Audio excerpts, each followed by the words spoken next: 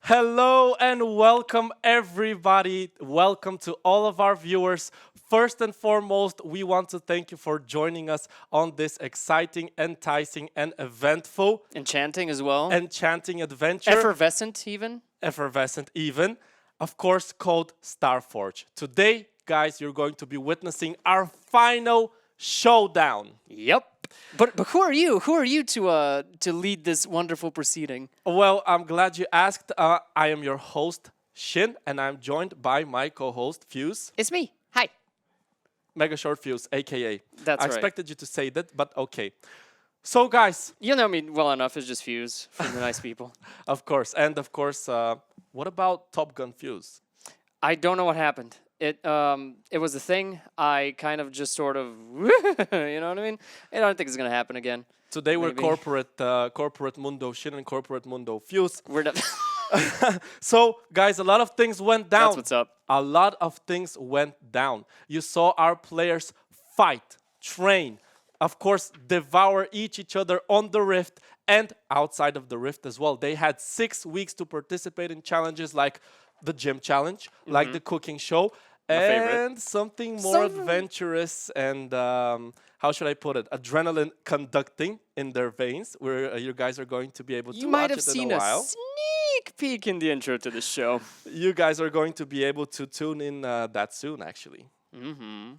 Speaking of, let's take it from the big to the condensed. Last week saw Team Fire destroy Team Void. And that was them being coachless. That's right. Forgiven abandoned his team for a week because of some, how would we put it? Yeah, his face says it all. Wow. And even without a coach, they managed to beat the incredible Shadow team. Dum dum dum. I love this guy, like a walking soundboard. And then, Forgiven rejoined his old team. They buried the hatchet and they moved forward as a unit. Both teams played a whole heap of games, and of course, there was a lot of additional drama that happened, which we will see in a hot minute. That is very correct, Fuse. And today is even more special. Today is even more important than your birthday. Do you know why, my But dear not my viewer? birthday. Everybody's birthday. Do you know why? Because today we have a special show day presented by our friends Coca-Cola to showcase actually how important today's day is. We have a full house cinema over at Warszaw Złote Tarasy Multikino to be sure that they feel welcome. And of course, everybody can enjoy their favorite game out there, League of Legends. So we're ready to say a special hello, Polska Górą style, with our contestant from Poland. How convenient, Polska Góra Mr. it is. President. Hi. Strong handshake. Welcome everybody in Poland. You understand some Polish, guys? Yeah, I mean, you can greet all of your fans over at Poland. You take it away. Try to catch something. Moi mili, moi drodzy, bardzo się cieszę, że mogę dzisiaj reprezentować naszą wspaniałą ojczyznę, matkę Polskę tutaj na międzynarodowym turnieju. Jak byłem mały, miałem takie marzenie, żeby się znaleźć na dużym ekranie. Bardzo się cieszę, że w końcu ono się spełniło. Nie spodziewałem się, że spełni się ono w takich okolicznościach, ale wierzcie mi, okoliczności są świetne, atmosfera tutaj jest szampańska i mam nadzieję, że będziecie dzisiaj się świetnie bawić razem ze mną i że będę godnie reprezentował ojczyznę. Dziękuję. Ooh, thank you, Beautiful. Arkoan. How do you say make some noise? How do you say make some noise? Zróbcie hałas! Hey, let's you guys make some noise! Woo! Yeah. Hell yeah. Love this, love this. Okay, we have a couple of highs from there. Glad to see this, glad to see this. Now, of course, Fuse, That's me. what are the viewers going to watch right now? They are going to watch a lovely recap of last Sunday. We'll see everybody at the cinema and everybody at home later. Roll it. Hello, and welcome everybody to the greatest esports themed gaming reality show ever. It's called, of course, if you don't know, it's called StarForge. StarForge. And last week we saw actually Team Void take over Team Fire. Yes, he's going for kills! It's a clean ace! This week it turned out that we will not have a coach. For the rest of the week, I will not be coaching Team Fire. There are various reasons for this, but it's mainly to actually coach them even better. Ololosh in this game, transitioning this into a win. Both times they had to come back from those early leads from Team Fire, but both times they've managed to do it, and they can be happy with the result. It's not about giving up, it's about giving a lesson. This was to prove a point. In real life, in real world, there are responsibilities to take, and it's time for them to do so. So tell me, were you able to prove that point?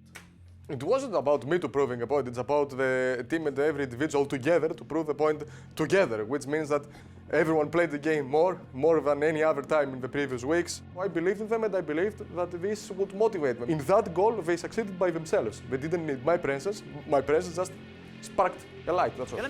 Go! Let's go! Let's go! What are the moves that you are going to make from this point on? Well, I mean, we don't know yet. If we knew, I would be Doctor Strange. For example, you're going to be coach next week of Team Fire. We'll see. I can't say for certain. As I said, I hope that they have good games, and I want to see that, obviously, and I want to see how they react. And hopefully today is going to be different, because we already had some drama in the very beginning of the show today, you know, quite a lot of it actually. So I'm expecting even more drama, but on the Rift this time. I'm expecting 3 bloodiest games, and I can't wait to see them. You want it to be, but level 2 for Yuno, it actually looks good.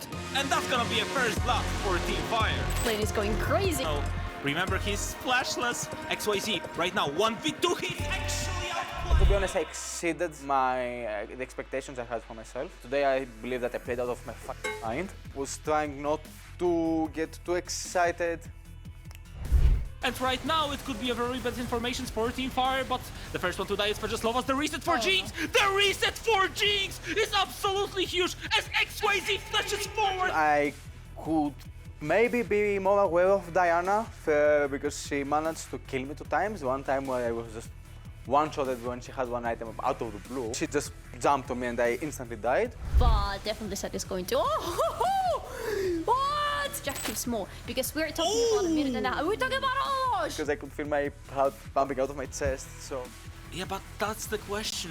When is he gonna do it? Okay, Ololosh is just literally trolling. Ololosh just gives himself like the most pressure. We do not pressure him. He pressures himself. Like the audience expects me to play well, and then complains about it to us. If I don't do, that's weird. Why am I here? It clashes with the rest of the team. Probably. It brings us a little bit down. Kills, and they are getting this game. It's gonna be a draw. We are gonna have a full best of 3. Wait, stop right there. Between Jinx and Teemo, you're going to pick Teemo? Teemo. Why? Their team was playing for mid lane. The enemy jungler was completely camping mid, we could say, playing only for mid, holding waves, helping him throughout the game. I couldn't play for. I was constantly asking for the first 15 minutes of the game for my team to help me, to get me out of the misery I was in. Yeah, nobody responded to the calls. Ololosh mainly complains about not being able to play his mid lane instead of roaming or doing anything else. On the third game, I did kind of take the game into my hands and decided that everybody will listen to my calls and only to my calls. He did shot call, but they were not calls that we needed. The ending of last game was a clusterfuck. It was a coin flip. Everybody was on their own. No one knew what was happening, and it was just sad. Well, the main mistakes we committed was just over committing to pushing the top. Like, we got an inhib for free, that was good. I knew we could finish the game by pushing there, me pushing there as Diana, since I was having Nashers, I could have split pushed, I could have ended the game. He was correct, but if certain things did not happen, then it was wrong, you know? I was reminding them constantly to stop the recalls every time, because the end was there, we had the win. I was trying to defend bottom, the rest were trying to defend middle. Unfortunately, there was some miscommunication as far as I can see. The Malphite queued me, got a million move speed, ran away and killed Ololosh. If Diana was in the fight, we could have won the fight. In the end, the safe play was just to take and free inhib and play the game. If Ololosh took the inhibitor and then grouped up, we might have won. Who is actually gonna stop her? She's taking the inhib, and they are just stopping the recalls. This is so smart from Team Void. Just stop the recalls. Let her do her thing. And you should be just fine, Limitless. He needs to do some damage because otherwise Evolicious could be that Malphite is there. No, this is Diana versus Malphite. Who is gonna be able to win this one because Diana is slowly dying. Usually, I'm not delusional, so the right choice would have been to take the inhibitor and the recall and help my team out since they wouldn't die. We could have won the coin flip, but we didn't. It is what it is. Happens. Limitless says that in the last fight he could also just do a pentakill if he didn't go for the wave. It was because somebody told me, clear the wave. Clear the wave. And I actually mislistened to them. It's stronger and a little bit rockier in Tiger than Diana, and this is going to be Team Fire. This is going to be Team Fire taking the second game. The calls were made for like 3 people, at least by 3 people, for 3 people that weren't the same people. I don't know why. I mean, Forgiven told us multiple times to shut the fuck up. When somebody's playing the game, you don't talk.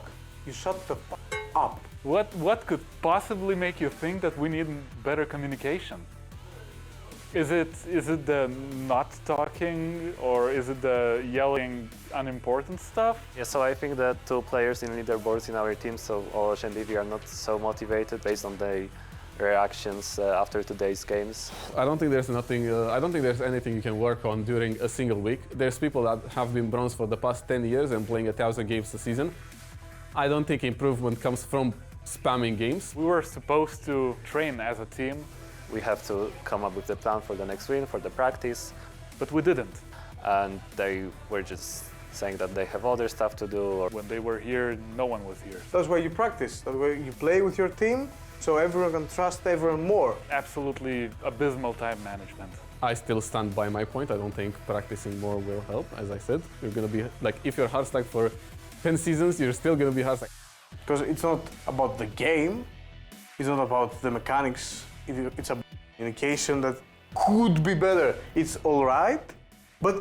Yeah, we need communication, like badly. Currently, me and Archon are at the absolute bottom of the leaderboard. Since I cannot win anymore. And we did the math, we have no chance of reaching the top. I'm rooting the best for Limitless. We're thinking about carrying Limitless to the top. Person with my team who still can win, who I like the most. Since he is the one trying to bring the rest of the team together to train. I'm angry. I didn't get a pentakill. This is my only happiness. The winner of the first MVP vote for Team Void is Limitless. We have our MVP for Team Void, which is Limitless. Congratulations. Thank you. 2 times MVP, if I'm not mistaken.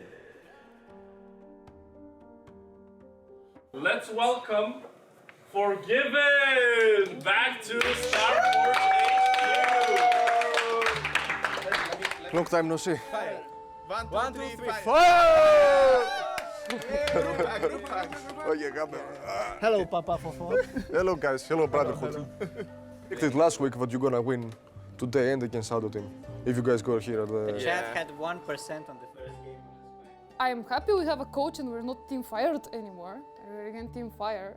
I think with my way of playing, I've shown how much motivation I have, because I'm one of the most improved players in the whole show. So, yes, I do have motivation to play better. To win, but to play the game and to enjoy the game with each other. If everyone plays and everyone communicates, it's happier. In my opinion, we won the last game because Olosh threw the game. How did he throw a game? What was he doing on the top side? What else could he do? Why was he base racing against the Jinx and he still... What else could he do?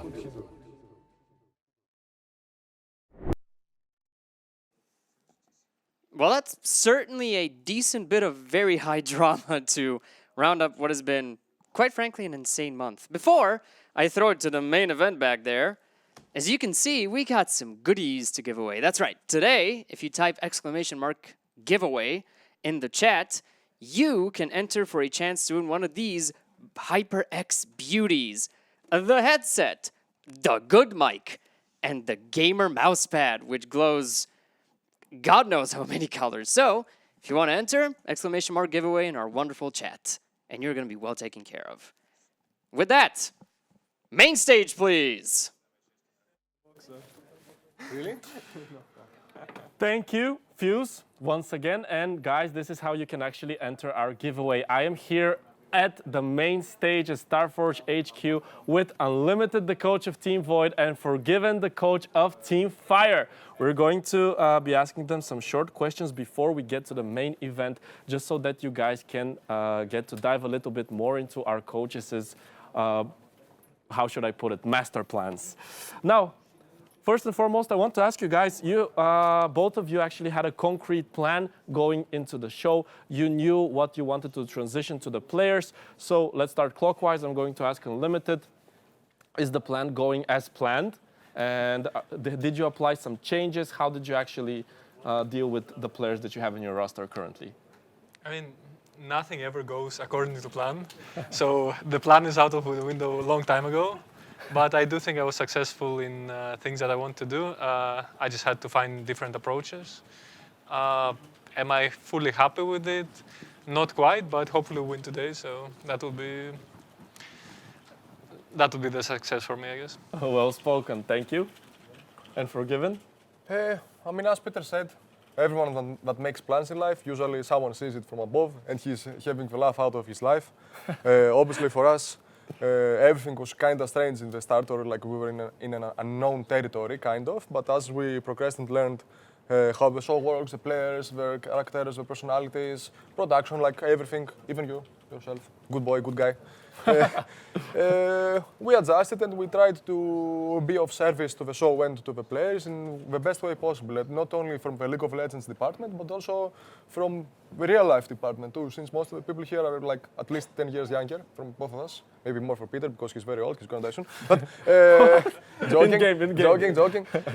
It's my humor, sorry. So we tried to do whatever we could, and I think by our own merits and our own bad or goods in the show, we kind of or partially succeeded, and I hope that they all remember us with a nice touch in the very, very end, after the show ends. Okay, very well spoken as well. Thank you very much. And now, have you guys prepared any surprises with your teams for today's match? Of course, as much as you can spoil, though. Yeah, I cannot spoil too much, but I would say nothing out of this world. I do have some Giga cheeses, but I will hide them for now. Okay. I think the better team should win, and the Giga cheeses can lose the game as well as win them. So I don't want to be the decider of the games. I want these guys to decide it. So we will do what we practice. Great. For us personally, last Team Fire, like it's not exactly this, but it's a tactic that we used to both play a long time ago, almost every scrimmage, because people wouldn't play against us in bot lane. The lane swap, but we showed it against Team Shadow, which we won for second time. As I said, it's not a cheese. I don't know if they're gonna use it today. I also like gave a pick or two, but I think on the new patch, since it's almost a new meta, right? It's something completely new, although some picks are the same. My team has choices, but I think they will stick to their plan as is, because as we have seen throughout the show, they're the best team overall. If they're the team that wins them all, it's not the same. It doesn't go exactly into the same line, but on average, they're more skilled, kind of, or they are more into the game. Even Eri, but wasn't like, per se, as an example, a player that wouldn't play League of Legends at all. He still, played a lot of the game, and I think everyone else kind of followed up, especially the last 2 weeks. So I think they have the most chances into winning today, and I hope they do, obviously. Perfect. And Unlimited, as a professional League of Legends coach, a very competitive League of Legends coach, we have Forgiven here that is actually an active player and one of the best in his region still. So give me some comments. Do you think that he was able to transition his knowledge and basically the coachedness role to Team Fire? Yeah, I think so. I saw a lot of. Basically, I also transitioned from a player to a coach, and I saw a lot of the same steps happening to him as they did to me. I do think that. Well, I still made also a lot of the same mistakes as I have done in the past, so I have a lot of room to grow. But I do think he did. Yeah, he did surprise me. I did say at the beginning of the show he might surprise us, and he did surprise me in how he transferred his knowledge to the players. And I would say he has very different strengths than me. He's much better at organizing people, getting them to respect him, and leading them. And I'm better at like just sitting down, going through infinite scenarios, and trying to find like this strategy for my team. But yeah, I think he played well to his strengths, and I can learn from him as well. Okay, thank you, thank you. And one final question. This is something very spicy. Of course, this is a reality show. There are leaderboards, there are points, and as we already know and the viewers know, there are some players that won't be able to catch up to the first place. Now, is the motivation the same from those guys coming into today's match? Personally, we had this discussion with my team in the aquarium of the coach, like some days ago, and there were some very basic kind of commandments that I told them basically what they're gonna do with it. It's up to them in the very, very end. I don't use mind control for 10 mana. So basically, I told them to respect the show, to respect the production. They created all of this for all of these months, through all of their obscurities and adversities they faced. Also, they have to respect themselves, their effort, what they have shown throughout the show, because even the most average viewer will get to understand if someone underperforms on purpose or doesn't. Anyway, also with respect to their teammates too, since some of them or most of them have actually a realistic chance of winning, including the vote today. So I made them promise to each other and also kind of promised to themselves that they're gonna maintain the competitive integrity of the show, and also we have to respect the enemy team. I mean, it's an ethical standpoint which goes beyond us in general. So I think for the entire product to be good, nice, and for them to actually, it's a sign of discipline from them, because afterwards, after this, StarForge will end, right? At least for the season per se. So it's something that they can look back in the future, and they will be proud of it in some way. So I hope they maintain it, and I hope they give everyone a very good show today as its last episode. Absolutely, absolutely. I mean, the players who can't catch up anymore from Team Void has practiced maybe even more than the players that still have a chance. So I think they have shown that they have the motivation. Yeah, I think everyone will play their best today. Everyone wants to show their best self. As a pro player, it was never a question of motivation. You just have to play. They are not pro players, but they still have their pride, and I think they'll show it. Thank you very much from our both coaches.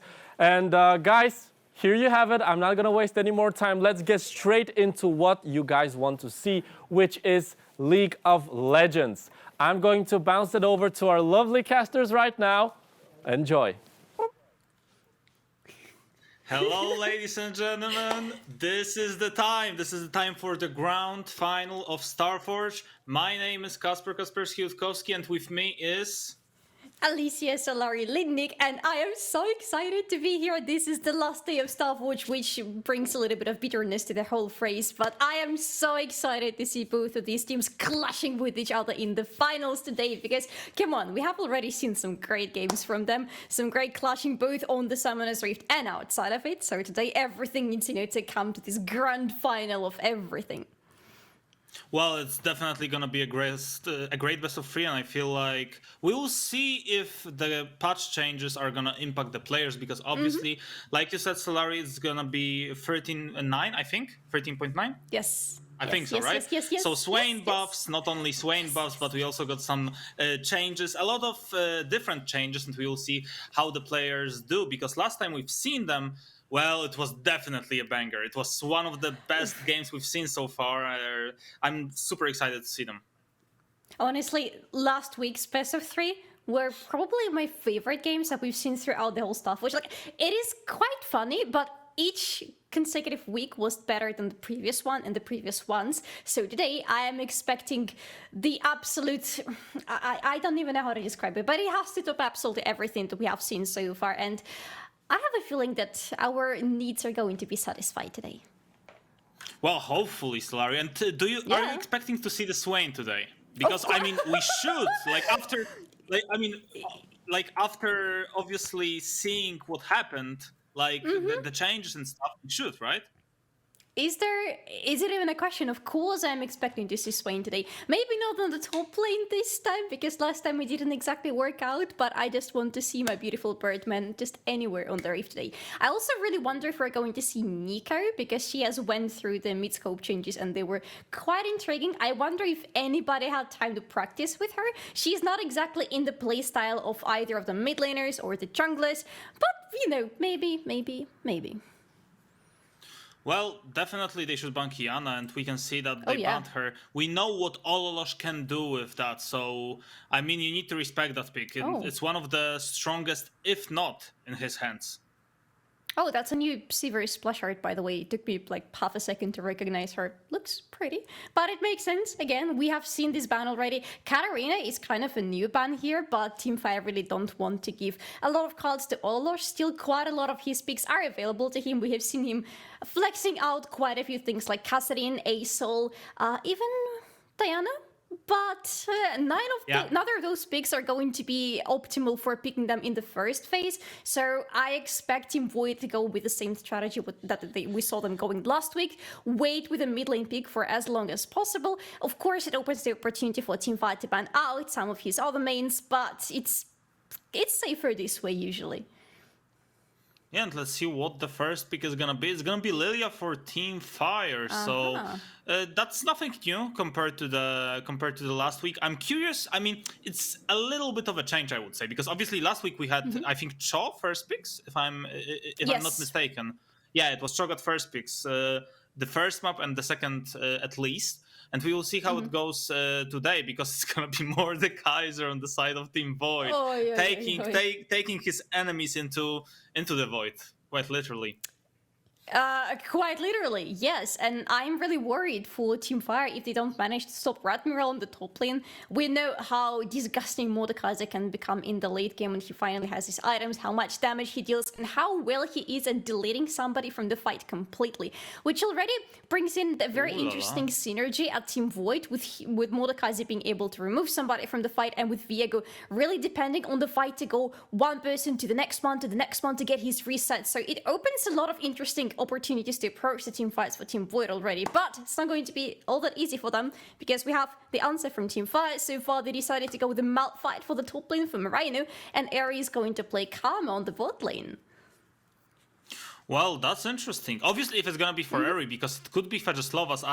I saw the reaction of Ololosh. It looked like he had something interesting to say. That's something new. I mean, we will see how he does on the mid lane, because last week I was quite disappointed in him. I'm not gonna lie, and it's gonna be Milio. Wow, it's gonna be Milio for Evelicious. Right, because we saw so many bans of Milio throughout the last couple of weeks. I forgot how big already he was for both of the supports, and Evelicious grabbing him into her hands means that we're going to see some very interesting plays on the bot lane, because last time I saw Evelicious playing Milio, she was really good with him, even though she hadn't had a lot of practice prior to that moment. But we go into further picks and bans. Set is going to be removed, and I love it, remembering how much fighting was there in the mid lane last time, with poor Diana being completely annihilated by that side on the mid lane. It's a good ban. It makes sense. We love it. And let's see what the rest of the picks are gonna be, because quite honestly, Solari, I feel like Ololosh champ pool is quite limited right now. And it's already a Sylas ban, it could be Aurelion ban, if they do it right now, and they should actually, because I feel like if it's open, he's just gonna pick it. Okay, they banned Casa. Honestly, just go Aurelion. Why not? He can still wait. Team Void are on the red side, so they have the priority of the last pick in their hands, so they can wait, see what Team Fire decide to lock for their own mid lane, and then find an answer to that. But as he said, I agree, the pool for Ololosh is very limited right now, so he needs to pick out of a very small amount of champions that have been left available to him. But so far, yes, they are deciding to leave the mid lane until the very end. It's going to be Xayah for Limitless. I like this pick. We haven't seen Xayah for quite some time. We saw a lot of jinxes What else did we see? Ezreal's right. Thank you very much. Jinx and Ezreal, you're right. And Ezreal with Karma could be actually a good combo on the bottom lane. I feel like Ezreal Karma is one of the most underrated like ADC support that we currently have. And I'm also curious to see what is gonna be the pick for mid lane, because like I don't expect Malphite to go mid lane. It could, obviously, but there is still so much AP damage from Team Fire. We have Lilia, Malphite, Karma, Ezreal does some AP damage, and there is Munda as last pick. Jesus Christ, that's some crazy things happening in the draft. Very crazy. I love the amount of frontline for Team Fire, but I'm worried about their range right now because, frankly, I'm not seeing much of it whatsoever. XYZ and Aerie are going to be in a tough situation because everybody is going to be frontlining, everybody is going to go into the melee combat with the enemies. They're going to be the only ones left behind and trying to deal damage from the back lane. Oh my god, that's a Kale pick! Okay, we should have expected that, but we didn't. And actually, she saw some changes in this patch as well, which I'm still not quite sure how to feel about, but we'll see. And honestly, that still goes on par with how Lush prefers to play his champions, right? He wants to have something that hyperscales into the late game. Question is he going to be allowed to hyperscale in the mid game? Or sorry, not the mid game, but rather the late game, because we have seen different instances. Well, it's definitely interesting. It's gonna be interesting to see how he decides to use his ultimate, because obviously you have two ways you can try to use it. You can either use it as a counter engage to the Malphite ulti. So if Malphite actually, let's say, is full AP and he's gonna ult you, then you can counter him with your ulti. Or you can just ult when, like the typical way, when you're just low on HP, then you just press R and then you're able to survive for a little while longer. I'm not sure if I like this draft from Team Fire, honestly. Like, I feel like both Team Void and Team Fire have some good picks and bad picks, but I would love to see like a tank build. I would love to see a tank from Team Void, and there is none. Like, literally, if you build a tank with Mercury threats, with Force of Nature, who is gonna kill him if your main AD damage is actually Ezreal? And this is the only AD damage that there is in the team, so, well, good luck with that. The thing is, nobody's going to really be a full-on tank in Team Void. They don't have anybody who can go into that, because if they, for example, send Mordekaiser to be a tank, they're going to sacrifice a lot of AP damage coming from the top lane, and the same goes for pretty much everybody on their team. They need this damage to sustain the late game, but I'm worried about how the fights are going to go for them. I feel like both teams' picks are interesting, but very exploitable at the same time. Kaspersky, I don't know who I would predict to win in this game. Well, I would decide, like, I would go for Team Void most likely, but with what I saw last time, I'm not quite sure.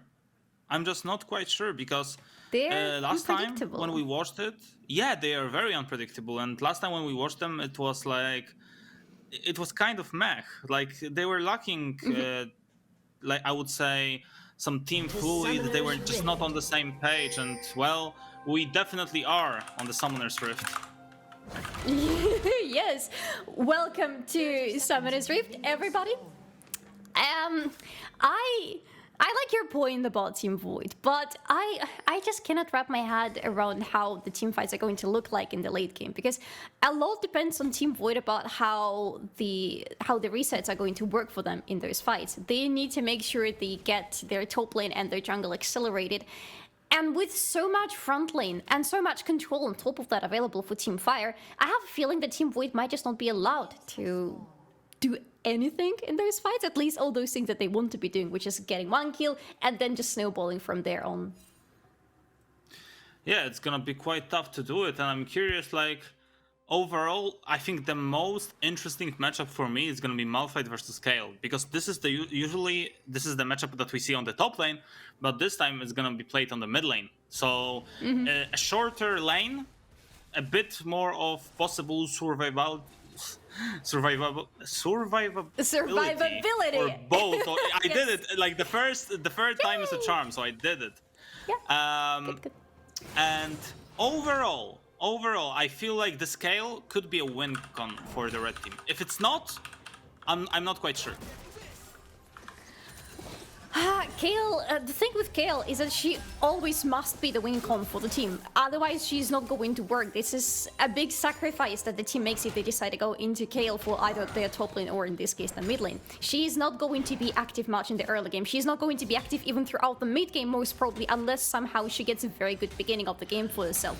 She needs to get to those items. She needs to get her level 16. Before that, she's not really a player. And the team needs to be super careful about how they approach the early game because of that -1 player pretty much for them for the majority of the game.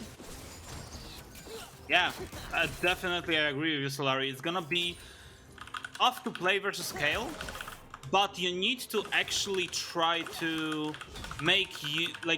try to take the advantage of her during the first, I would say, 6 to 10 levels. Like, when she's hitting 6, she's not that strong yet. But when she hit 11, it's kinda GG for you, because from 11, and when she hits 16, you can press surrender. That's basically it. Like, literally, when she hits 16, you're just like, yeah, surrender vote, let's go home. Yeah, exactly. FF go next, thank you very much. It was fun playing with you guys. Yeah, that's why pretty often when there is such a hyper carry in one of the lanes, we see the other team trying to shut him down as early as possible to make sure that they get to their power spike level as late as possible, and even if they do, they don't really have enough items, because just level is not enough for Kale. She needs at least 2 items. She really wants to have Nature's Tooth in her hands at least, and once a Root Maker on top of that would be very nice too, but I'm not sure which mythic item Olosh is going to go in this game. Olosh is very...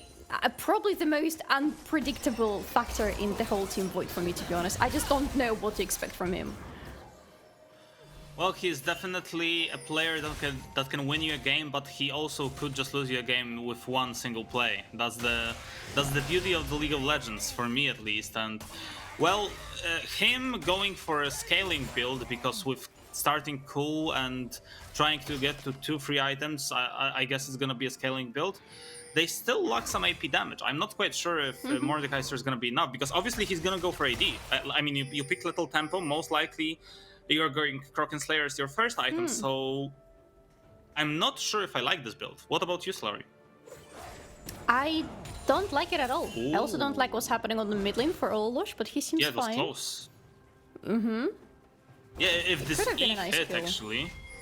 Yeah, if this E hit, it's most likely a burnt flash, I would say, from Olosh, and the flash on Kale, we know how important is it. Like, the longer you keep on it, like, the better chance you have of surviving the later on. So we'll see how the game is gonna go, because so far not much action happening. Some first recall happening from Archon at least, and he's trying to secure his bot lane. That will.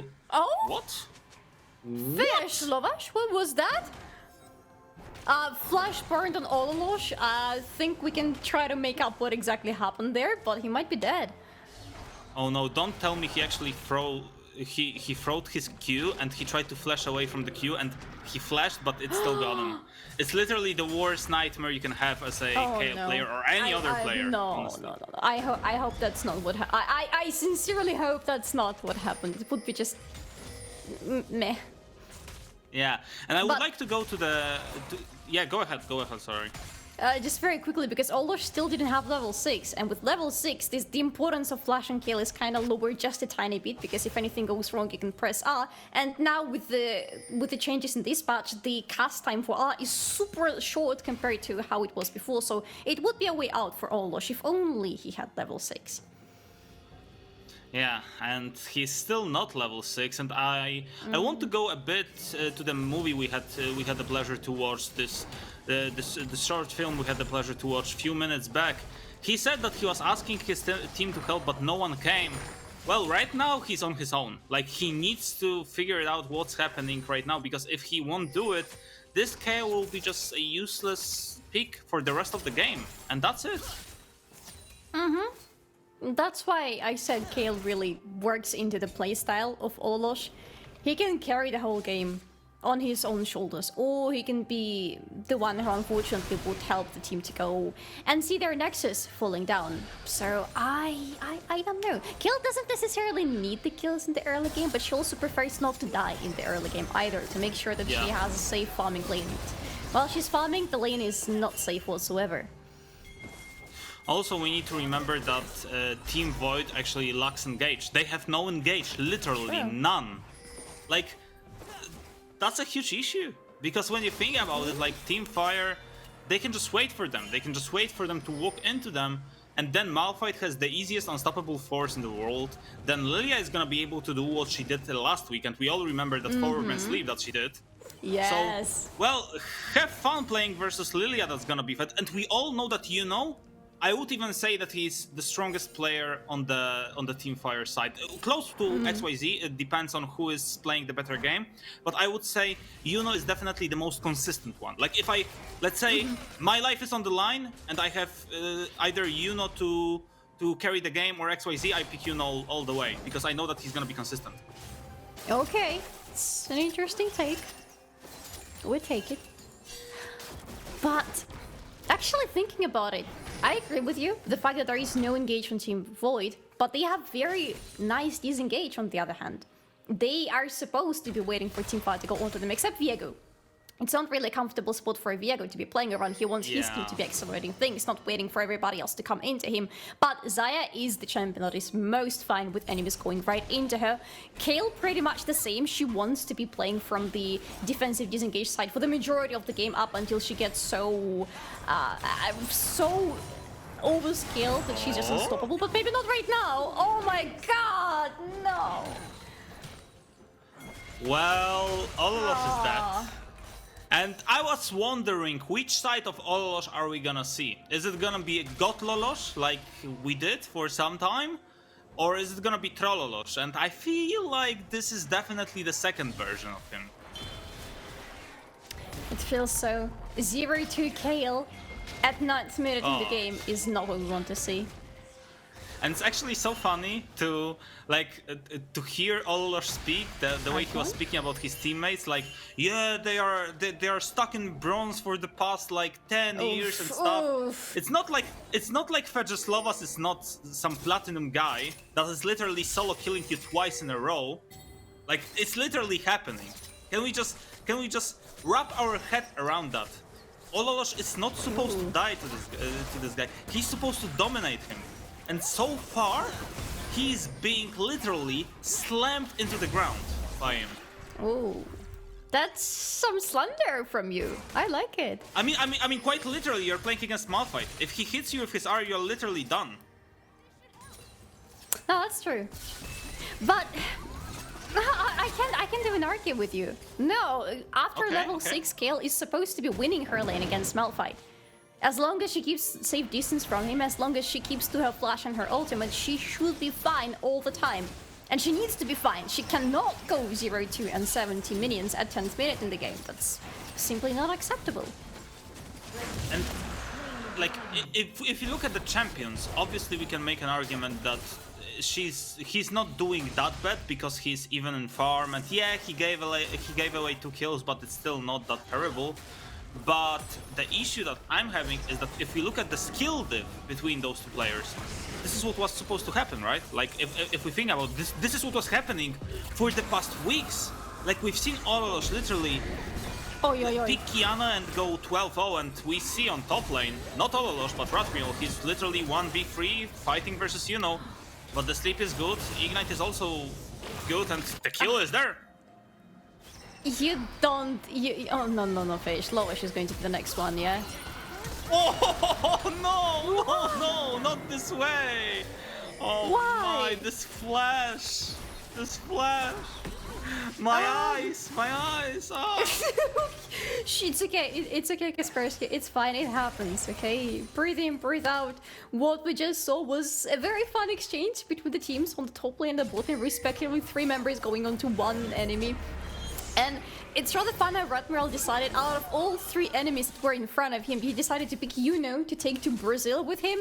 Lilia, who we've talked about it in the past couple of weeks even, I believe, she is fine. She doesn't care about being sent to Brazil. In fact, she is probably native Brazilian because she just hops around him and she survives, and the moment she's out of it, she sends in the sleep on him, and she has 2 team members with her to shield her up and finish the kill for her. Well, like you said, Solari, it's definitely some fun exchanges that we've just seen, and we also said, okay, maybe not we, because it was mainly me, but I'm gonna say we just for the case of, you know, just for the sake of the argument. We said some mean things about Olosh, and I have to give it to this guy. Like, he knows how to play League. Look at the build. Like, he's going for Will's End as the first item. And this is definitely a proper choice. You're gonna be playing against, like, the left comp. You always go for Wit's End. Not only that, I want to see Mercury threats for him, and I want to see even more magic resist for him, because when he has this magic resist build, it's gonna be very tough to kill Kayle, and if you don't kill Kayle, you're not gonna kill any other member, because she has R and she's gonna be able to peel for her teammates. Not only that, soon she's gonna hit level 11, and when she actually does that, it's gonna be definitely tougher to kill her than it was before. And on top of that, if you think about it, she's not gonna be alone in the fights anymore, most probably. She's gonna have her team with her. And in her team, there is Milio. This particular champion is something that everybody in Team 5 should be worried about if they go into full-on 5v5 team fight with Team Void, because Milio is going to help Kayle keep everybody safe. And together, both of them combined are going to be really hard to cut through with all the front lane available for Team 5. Of course, they're going to be able to sustain long fights, but are they going to have damage? Ooh. Well, speaking about damage, that was a lot of damage coming in from Olosh. Fejoslavski cannot stay. I don't feel like, or maybe with Yuno, oh, he hit. And the sleep is there, Yuno, is he gonna be able to kill Olosh so low? He actually flashes forward. Oh no, it was a nice try. I get what he was trying to do, but it didn't work out in the end. Unfortunately, it was a good attempt, but no, Fejoslavski was positioning himself too far away from Olosh for him to try to get a kill out of it. Can we call it greed? Because he would have survived with his ultimate right on time after the sleep, but he decided to go in. He decided to try to go for a kill.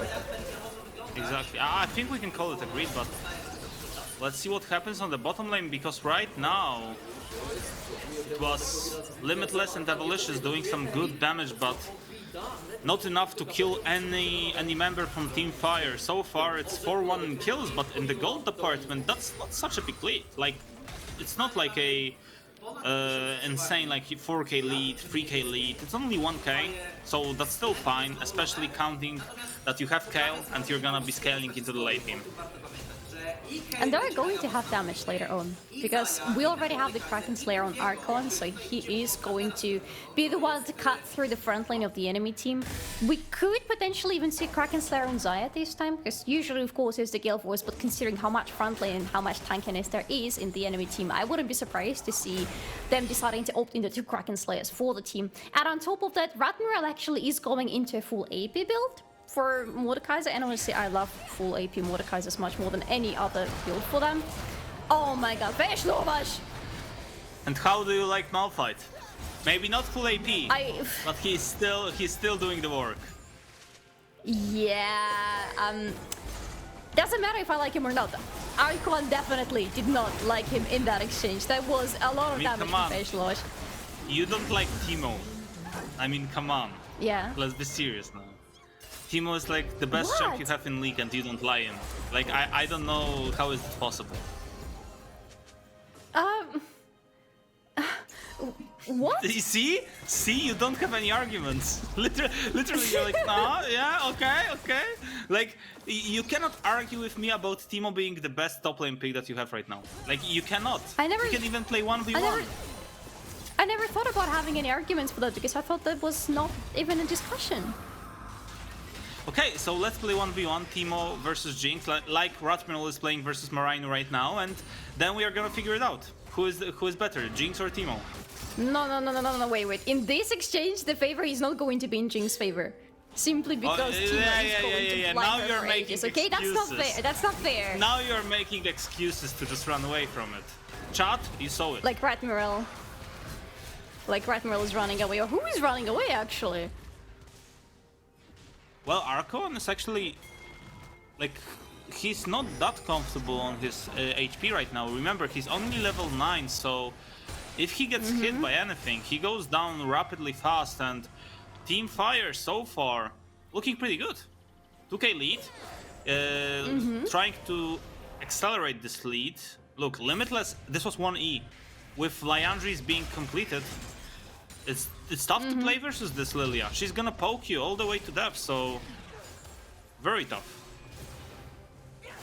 And on top of that, Team Fire have the Dragon in their hands, and they have the Herald, which actually, good timing, they just released on the mid lane, so they are going to get this turret on the mid lane, which is going to help them a lot to open up the map and to continue bouncing onto the enemy, to continue securing more objectives. Oh, no, it's not going. Oh my god! Well, that's a lot of damage coming into Archon and Limitless. Obviously the ultimate from burned, but still, I wouldn't call it a win. You just lost your mid lane tower for free, because literally Ololosh is not a monster on the side lane yet. What I want to see right now is Vegeslovas getting some money. If he gets a kill, or even like one more kill, would be enough to guarantee him, like, to get some, damage, to get some tankiness onto him. Because if he's actually able to stand with Kayle toe-to-toe, I feel like there is no win con for Team Void. I feel like the only win con there is for Team Void is trying to play side lane with Kayle, and that's the only win con that they have right now. Can you really play side lane effectively when you're playing against Mundo and Malphite on the same team? Well, can you play side lane effectively if you are flashing like that? That's the question that we should be asking ourselves, Solari, because that was definitely not the greatest flash I've seen. Ratmilo, he's gonna be able to run away, but Jesus, that was some horrible flashes coming in. I mean, it's like our beautiful host, or maybe not host, like our beautiful moderator, Roof said. They are bad, but they are not as bad as before. Oh, not nearly. No. We talked about it already. I've seen a lot of progress from both of these teams, and of course they are still making mistakes, but much less than we saw from them before. I love seeing the progress every player individually has made throughout this season of StarForge. I wish there was like half more than that. Vegeslovas? Yeah, Vegeslovas is actually... He's quite comfortable right now. Look at his build. Like, he just completed the first item. He's close to completing the second item, and he's also building Darkseal. So let's say if he gets to the 10 stacks, I mean, I'm just saying, it's gonna be tough to do it, but let's say he does it. It's gonna be actually so easy for him to one-shot like every single enemy on the team. Like literally, he's gonna be one-shotting every single one of them, apart from Mordekaiser maybe.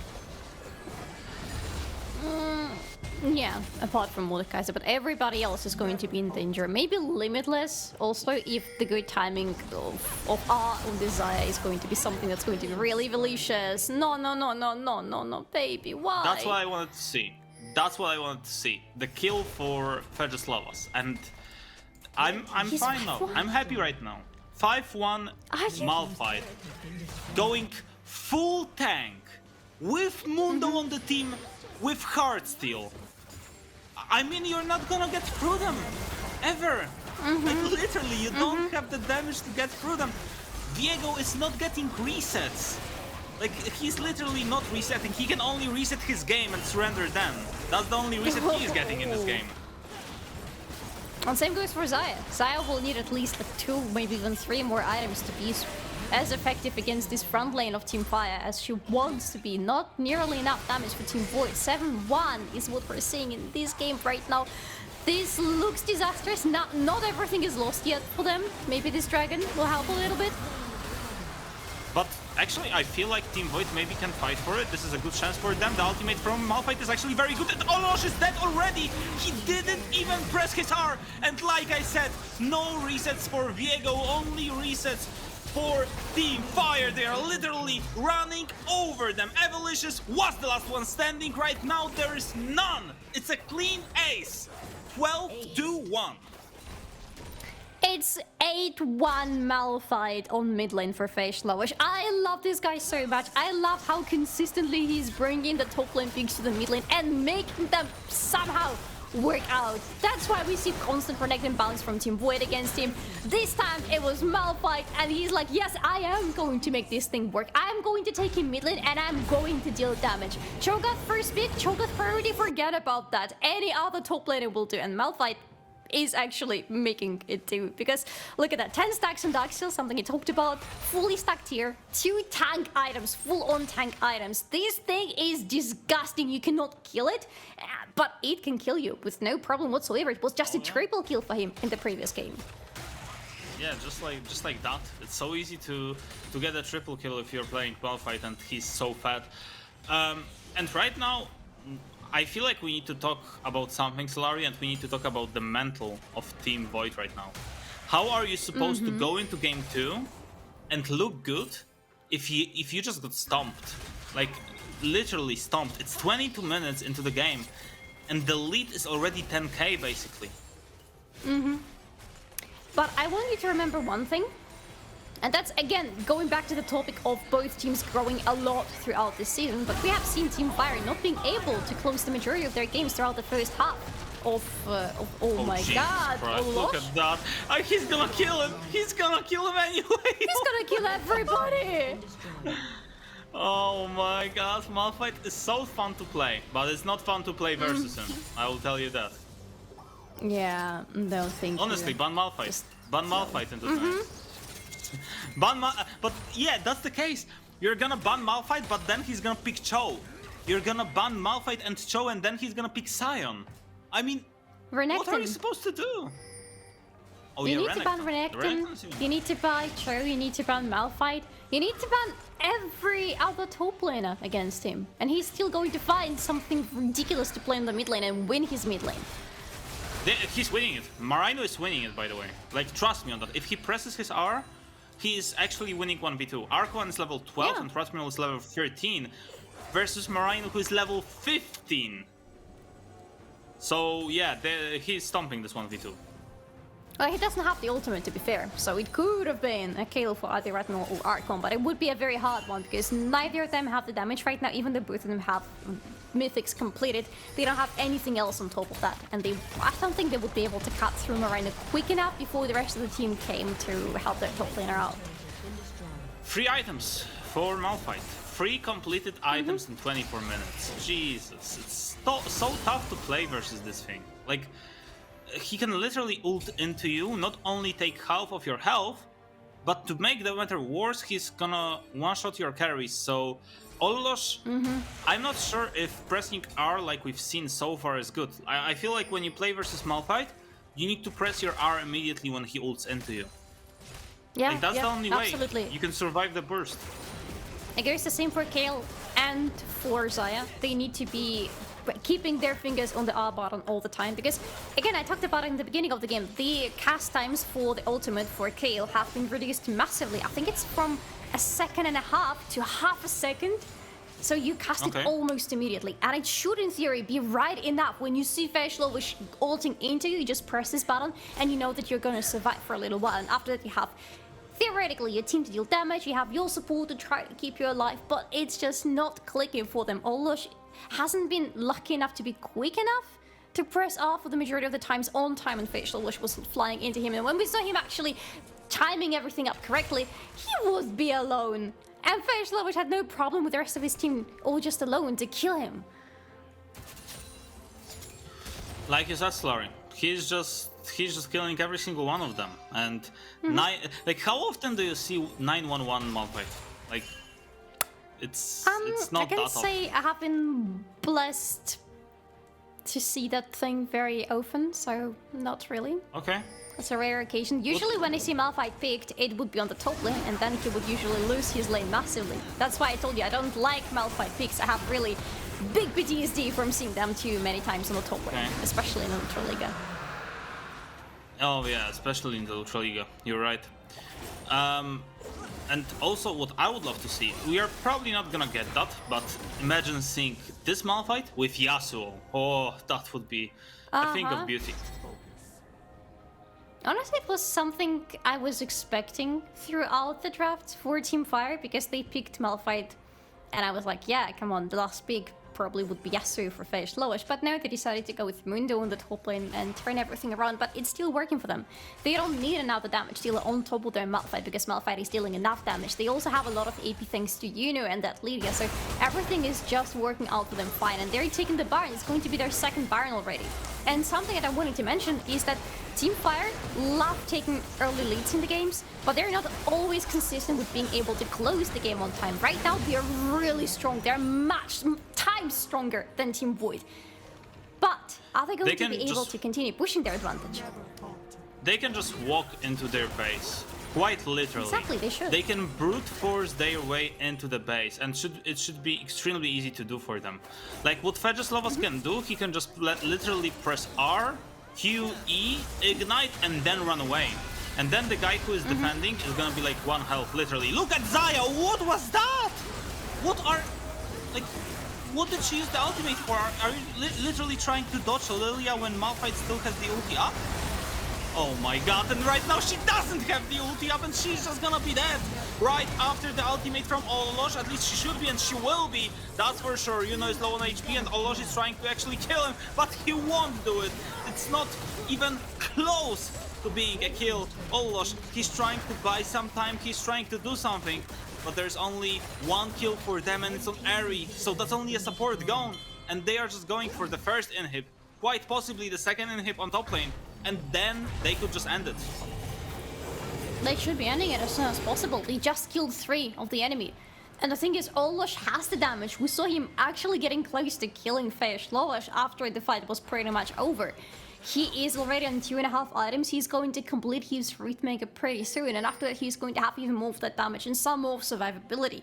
That was good timing for Team 5 because they took away really important ultimates, and those ultimates were not really used that well from Team Void, especially, unfortunately, the ultimate from Limitless was not timed out correctly. Maybe a lot of nerves because everybody was expecting Phage Lowish to jump right in, but when he actually did jump in, the ultimate on Zaya was not available anymore, as you mentioned. Right now, Team 5 just need to continue pressing on. There is still some time before the ultimate on Olosh is going to be available for him again. This is the perfect time for them to finish the game. Yeah, they should do it, and they should do it quite easily. Like I said, the inhib on mid was taken. I mean, Olosh is level 16, and I expect him to finish Riftmaker on base. Hopefully, he will.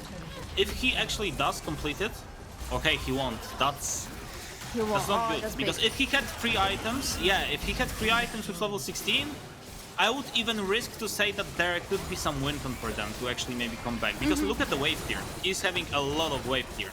And maybe now, okay, he's coming back. Maybe. Yeah. 3 items. Let's watch him. Let's watch him very closely because there is going to be a fight. Yeah, that's the only way they can try to defend with Olosh on 3 items, but he needs to do some damage so far. He's doing a lot, but also the Team Blue is doing a lot, and Archon's already dead. Like I said, there's not the way to get a reset as Team Blue, but look, XYZ, he could be dead. The ultimate from Kayle is actually huge, but she's gonna die right afterwards. And that's 2-4-1, and it looks like it's gonna be a 3-4-1 because Ratmiel is low on health. He's gonna get 1, but that's the only way.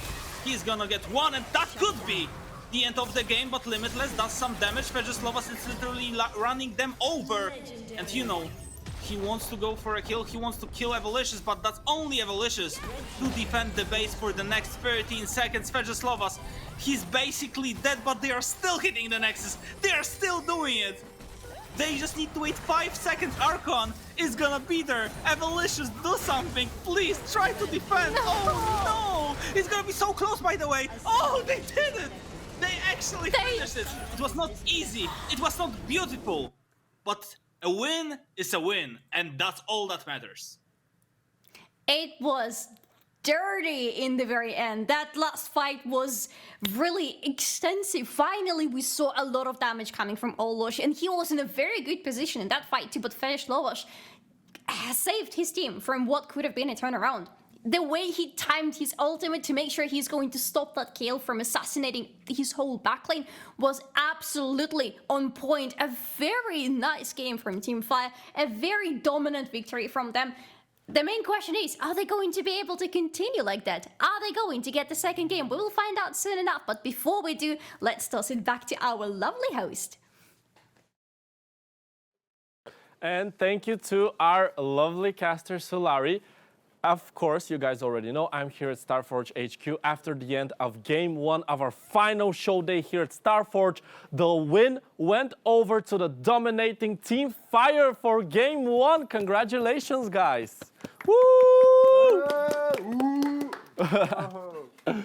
So, let's not waste time, actually. I'm going to go over to our coach, Unlimited, so that, of course, you can nominate the 2 MVPs of your team. I'll go with Limitless and Ratmero. Limitless Ratmero. Come over here, guys. Congrats, congrats, congrats. So, you said Limitless and Ratmero. Limitless, why should you be the MVP of this game? I tried. At one point, I had 100% kill participation. Yeah, it happens. The draft, I guess, didn't suit us. We didn't make anything proactive ever in the game. We just lost. That's what happened. And I personally could have played better, but yeah. Why should I be MVP? Please vote me. Thank you, Limitless. And Ratmero? I don't think I should be the MVP for this one. I couldn't stop top lane anywhere. Couldn't really defend towers. Well, they had a couple good ults, but that was about it. I see. But one thing I noticed from the aquarium last week is that you have a pretty anime or a robotic voice. So can you say, why should you be the MVP? Just 2 words. 2 words with the robotic voice. Come on. I should not be the MVP. Okay. So we have opened the poll, guys. You get to decide who gets the MVP for Game 1 final show match. Unlimited, walk me through the game because I don't know what I just saw, man. What happened? I mean, we just didn't play the game. We didn't press ultimates, flashes, nothing. Just they played the game and we didn't, so they won. That's what happens when one team plays. I see. But I couldn't help to notice that. I don't know. Is it the mood? Is it the nerves actually kicking in right now? Is it the anxiousness or whatever? Or because you just said like they didn't play the game, right? I mean, it's hard to tell. It can be a combination of things. Usually it is. It might just show our practice, but yeah, usually it's a combination of things. I understand. Thank you. And of course, guys, as I'm always saying, build those haste items. We need to see the MVP for the first game for Team Void, actually. Don't think I'm not going to throw it even in the last show. What do you mean? So, yeah, guys, there you have it. Limitless and Ratmero. Now, of course, there is another thing I couldn't help but notice that actually in the mid lane, there is always a bloodbath. A kill over here, a kill over there. But this time it was a little bit lopsided. Am I correct or not? I mean, it was a hard matchup, although he willingly went into that matchup, so it's on the player in that case. But Faye just played better. He also shot called his team to victory, so if he's not an MVP for Team Fire, I will be really surprised. Okay. We have a little bit of sneak peek. So, it is the final game, the final show match. I cannot stress it even more. I'm actually going to go to the other players of Team Void as well, so that we can see what's the mood up here. Guys, Evelicious, the support of Team Void. Walk me through your point of view. Give me your POV of the game. My POV? Yeah. I thought that we should have definitely been more aggressive while defending. I know it's kind of like be aggressive while defending. It kind of goes against each other. However, I was making it a point a few times throughout the game that we can't just be betting on the KO level 16. And even if we do, if we just let them have everything, one team fight where something goes wrong, it's done. So we have to have a lot of second chances. However, that didn't happen, which was kind of disappointing. It is what it is. Better luck next time. Better luck next time. Okay. Very analytical, true. Thank you. Thank you. Olosh. What's up? What's up? What happened, man? What do Walk you me want me through to your do? POV. What happened? Man, I got outplayed, honestly. Really? What can I say? I got mechanically outplayed. That's the only thing I'm good at, and I got stumped mechanically. Well, appreciate the honesty. I mean, it happens. There is next game as well, game 2. Yeah, I know your guys are Team Void, but we want to see some fire up. Come on, bro. What the hell? So, Arquan, what happened in the jungle? Was there any rumble in the jungle? Not really. It's been tough. We've been kind of choked out through the whole game, and in jungle as well. He was just taking a camp here, taking a camp there. I was searching for something, but couldn't find it. Yeah. So, hello, Jelly to me. You were searching for something but didn't find it. What do you mean by that? Not love, kills, man. Kills. Okay, because that sounded a little bit more of like, you know. Yeah. No, and say something to our Polish viewers from the cinema. Go next. Next będzie lepszy. Teach me something in Polish, man. I want to say something to our okay, viewers. yeah, sure. Teach me something. You should tell them Elo Żelo. Elo Żelo. Yeah, it's a traditional Polish greeting. Okay. It means that you really appreciate the other person. So Okay. Elo Żelo to all of you guys. Thank you. They can hear you as well, but I wanted to say it. Yeah, go. So it's what? Elo Żelo? Yeah. Elo exactly. Żelo, just. Very good. Elo Żelo! Thank you, man. I'm gonna join the main stage now so that we can see a little bit of coaching from Team Fire, or what? No, we're discussing with Limitless. What were you discussing? Various things. No, you need to tell us what he were can. you Can I discussing. Can I Yeah, say? say. Yeah, we were discussing that I said the word draft, not meaning that the draft was bad, just us, we couldn't play the champions that were given to us, maybe. Or maybe we didn't want to play the champions that were given to us because no one was playing the game. That's what I said, not that the draft was bad. Yeah, that was what we were discussing. A little bit of clarification. So let me clarify for you guys, who is the MVP of Team Void Game 1? It is actually our soldier, Ratmiro. Congrats. Thank you, but why? It was the robot voice, maybe, I don't know. Thank you, guys. You can join your stations as well. Now, let's head over to the winning team, Team Fire. Forgiven. Give us your MVP votes. Feheshelovasha. And the second actually is very, very tough. I mean, all my team had a great game. Obviously, they know before I talk what wasn't a very good game, which was lane phases. You both know it. So based on what I saw of the entire game, and it's a very tough actually. It's like one of the toughest votes I had to do in the show. It was like 2 weeks ago. You can take a minute. No. I mean, it's not something that I will take a minute. I think it's the conclusion for me is the second voting will be Junovic. Ooh, okay. Feheshelovasha, you know. Come and join us here on stage. So, Feheshelovasha, the first nominee for MVP. Why should you be that person? Did you watch the game? I watched the game, I watched the whole game, yeah. Did you? I mean, you can't hear our voice comms, but based on my gameplay and based on my in-game shot calling, I do think this was my game. Okay, we did see that in your performance as well. You know, why should you be the MVP? I played Lilia, and I did Lilia things. I sniped people, caught them with the plants, a dragon over the balls in the mid lane. I timed Zhonya's to survive, had 0 deaths. And, I had only 0 deaths because of the enemy's mistake in the last fight. I Zhonya'd, I could have died, but I didn't. I should have had 1 death. But because of that, we did destroy the Nexus, so I also did like the Lilia jukes at the end for the balls. But this guy also he smashed mid lane Smash.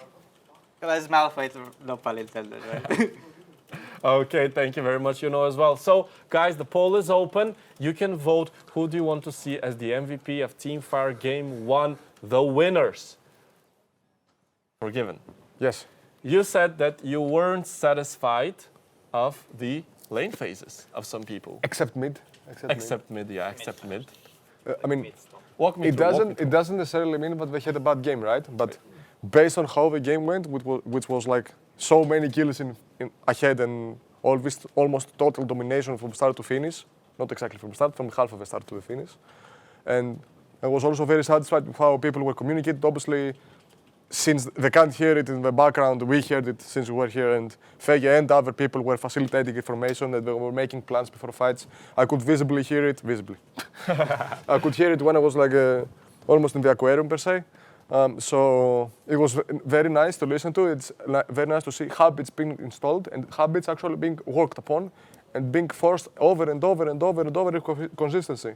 Even professional teams struggle with that based on one bad scrim or one bad game per se. So it's very nice for a change to see them actually applying it, and I hope they actually do it also for the next game. Other than that, for lane phases, we should have had a bit more priority on bot lane and also kind of on top lane, but on top lane we had it afterwards. But as I see from the entirety of the game itself. So I have to take everything into account to be as realistic and as pragmatic in my votings as possible in respect to competitive integrity of the show. So I hope they have the same game in the next game too, but to finish the polishing, that's how they... Yeah, the polishing, Yeah, exactly. I don't remember the exact wording, but I hope they can get around of it and still have the same good game next one, so they can finish the show with a smile on their faces. Absolutely, that is what we all want to see, a smile on everybody's face. But guys, keep in mind there is only one winner walking as a winner at the end of the day. So the winner of the MVP votes, Team Fire, Game 1, the last main show at StarForge, is Feje Lovash. Congratulations. Congratulations, congratulations. You can guys join your stations as well so that you can all prepare for the next game. Meanwhile, we are going to bounce it over to Warsaw, actually, to our Polish friends so that we get to see how is the atmosphere there. Thank you so much, guys. Big shout out to everyone at the live broadcast from Poland. Złoty Taras, or should I say Golden Terrace. We have this cringe out of the way. Today I'm standing next to Levus, who is here with me on site, playing 1v1s, 2v2s. How are you doing, Wojtek? How are you feeling? Well, it's going fantastic so far. Really? A lot of cool stuff going on here. Really happy to play with all the people here. We've just finished the first game, but during the meantime, during the breaks, our host on site, Silvan, he's giving away the rewards, he's doing the quizzes, he's doing all kinds of funny stuff. So if you're not here, you're missing out because we have some amazing awards you can get. For example, the headphones from HyperX, our amazing sponsor. These ones, we have like 6 of those, as well as Secret Lab Chair. So Wojtek, I wanted to ask you about the whole project and your thoughts about it.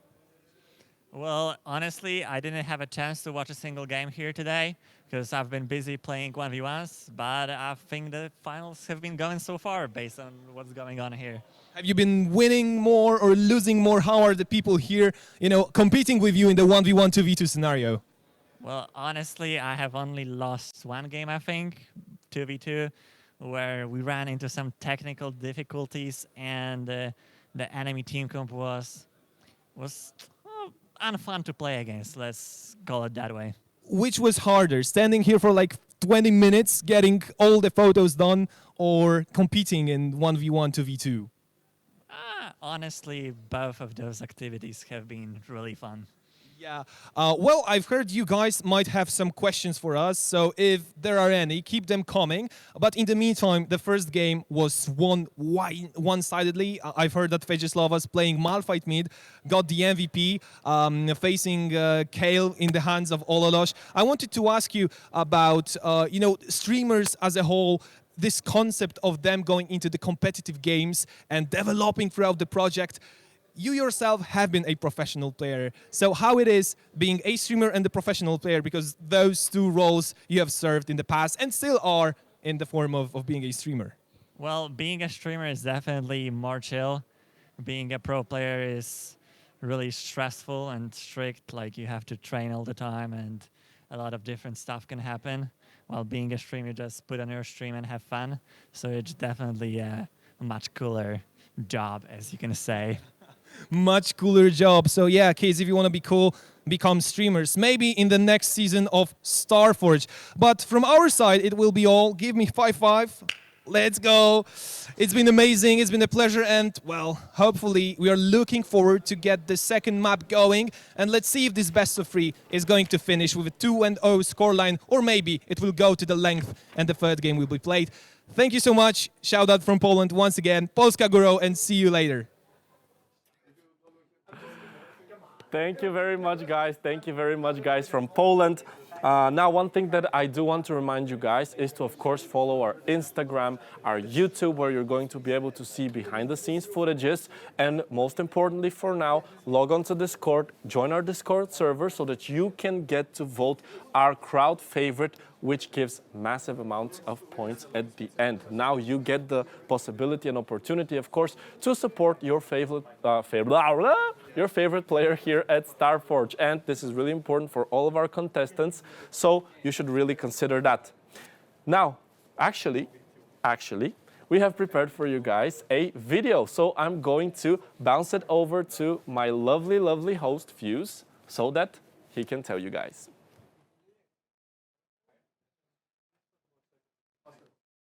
It's very dynamic out here. That's right, ladies and gentlemen. That was quite something. So, we have a little bit of something special for you while our players set up once again. As you all know, we've had little tidbits throughout the show introducing you to our wonderful player base. So, with that in mind, we have a few brief clips. And don't forget, exclamation mark giveaway. Hit it. So today we are playing a Jenga game, which includes that we had to answer for different questions, and if we both has the same answer for it, then we win a prize. And also, to be able to answer, we had to play Jenga, and if we fail the tower falling, then we lose. Who is most likely to replace salt with sugar while cooking? Well, I said me, I'm from the famous team, so... I said him. Yeah, that checks out. Because he's from the famous team. Who is most likely to sleep while snoring? That's me. Probably the easiest one. That's it's him. I snore like here, everybody saw it, when I sleep in the beanies. Despite the fact that I am rarely at the hotel and I mostly sleep here, we got to know each other quite well. Yeah. When we got the chance, we talked, and I really like him. I hope he likes me as well, so it's... I do. He's a good guy. It's a good match. It's a shame we can't be in the same team. I can create. You can create a song, yeah? Imagine. Okay. Who is most likely to hook up with a fan? And my answer is him. What's your answer, Fish? There's no way you said me. Yeah, it's me. Who is most likely to win StarForge? What's your answer? You said friend? you first. Okay, I answered me. What is your answer? Me. What? How? You can't win mathematically. No, but basically I can't. He's stupid! That's like he's an idiot! He has 2 points and I have 100 and it says him. Who is most likely to win StarForge? It was the most memorable question because Him. Wow, it's the most memorable question because there's no way possible for me to win. So I was like, okay. Who is most likely to lie at the job interview? I wrote me because I've already done it. I wrote me, I don't know why. But I've done it on my first job interview. I literally lied about everything. I got the job, so I mean... You didn't even have a job interview yet.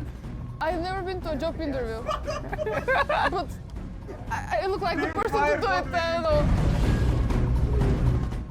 know. Pull out game strong, man. Who is most likely to get locked in the toilet?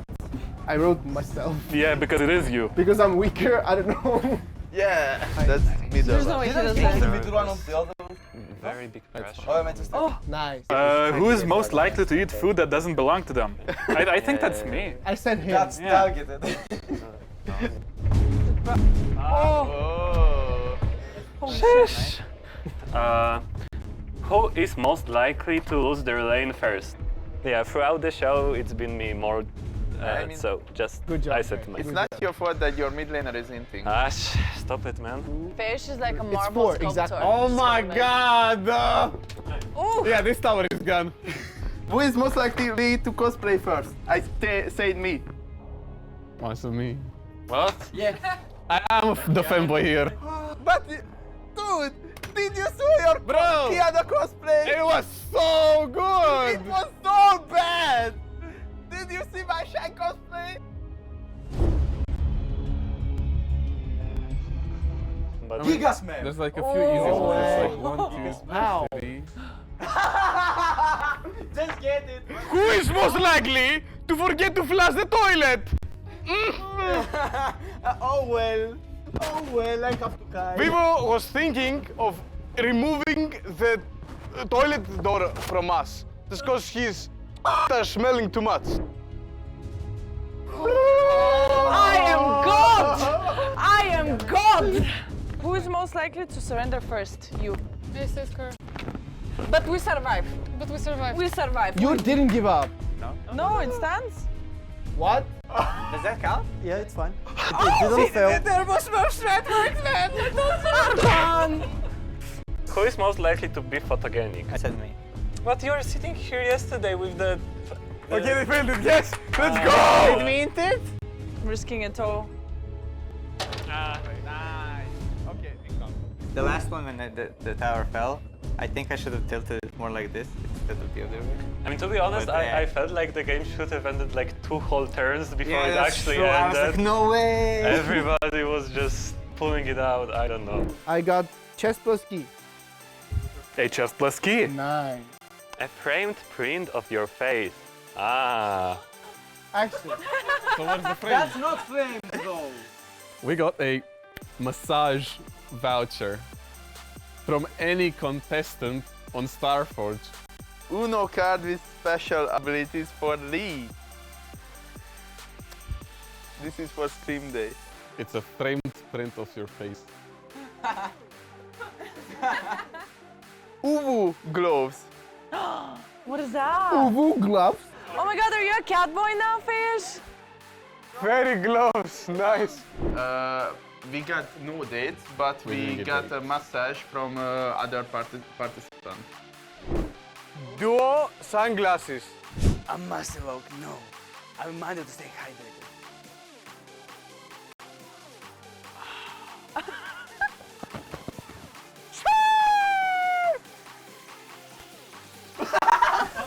No, it's bro. A pizza order. For everyone. A friend print of your face.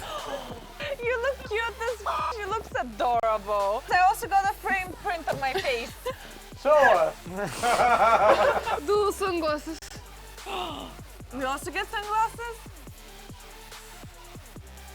We won those amazing glasses and framed photos of ourselves. Without the And- frame. Yes, and we decided, you know, I was a little bit creative, and then Eri saw it, and she was like, "Holy shit, that's amazing," and we became creative together. can we play com for the remaining two? Mouth open, eyes closed. Huh? Mouth open, eyes closed. Cone. A glass signed by StarForge production team. Okay, kneel. Okay, stand up face to each other. Cone. I wasn't even standing up yet. Yes! A Coca-Cola date with room! Yay!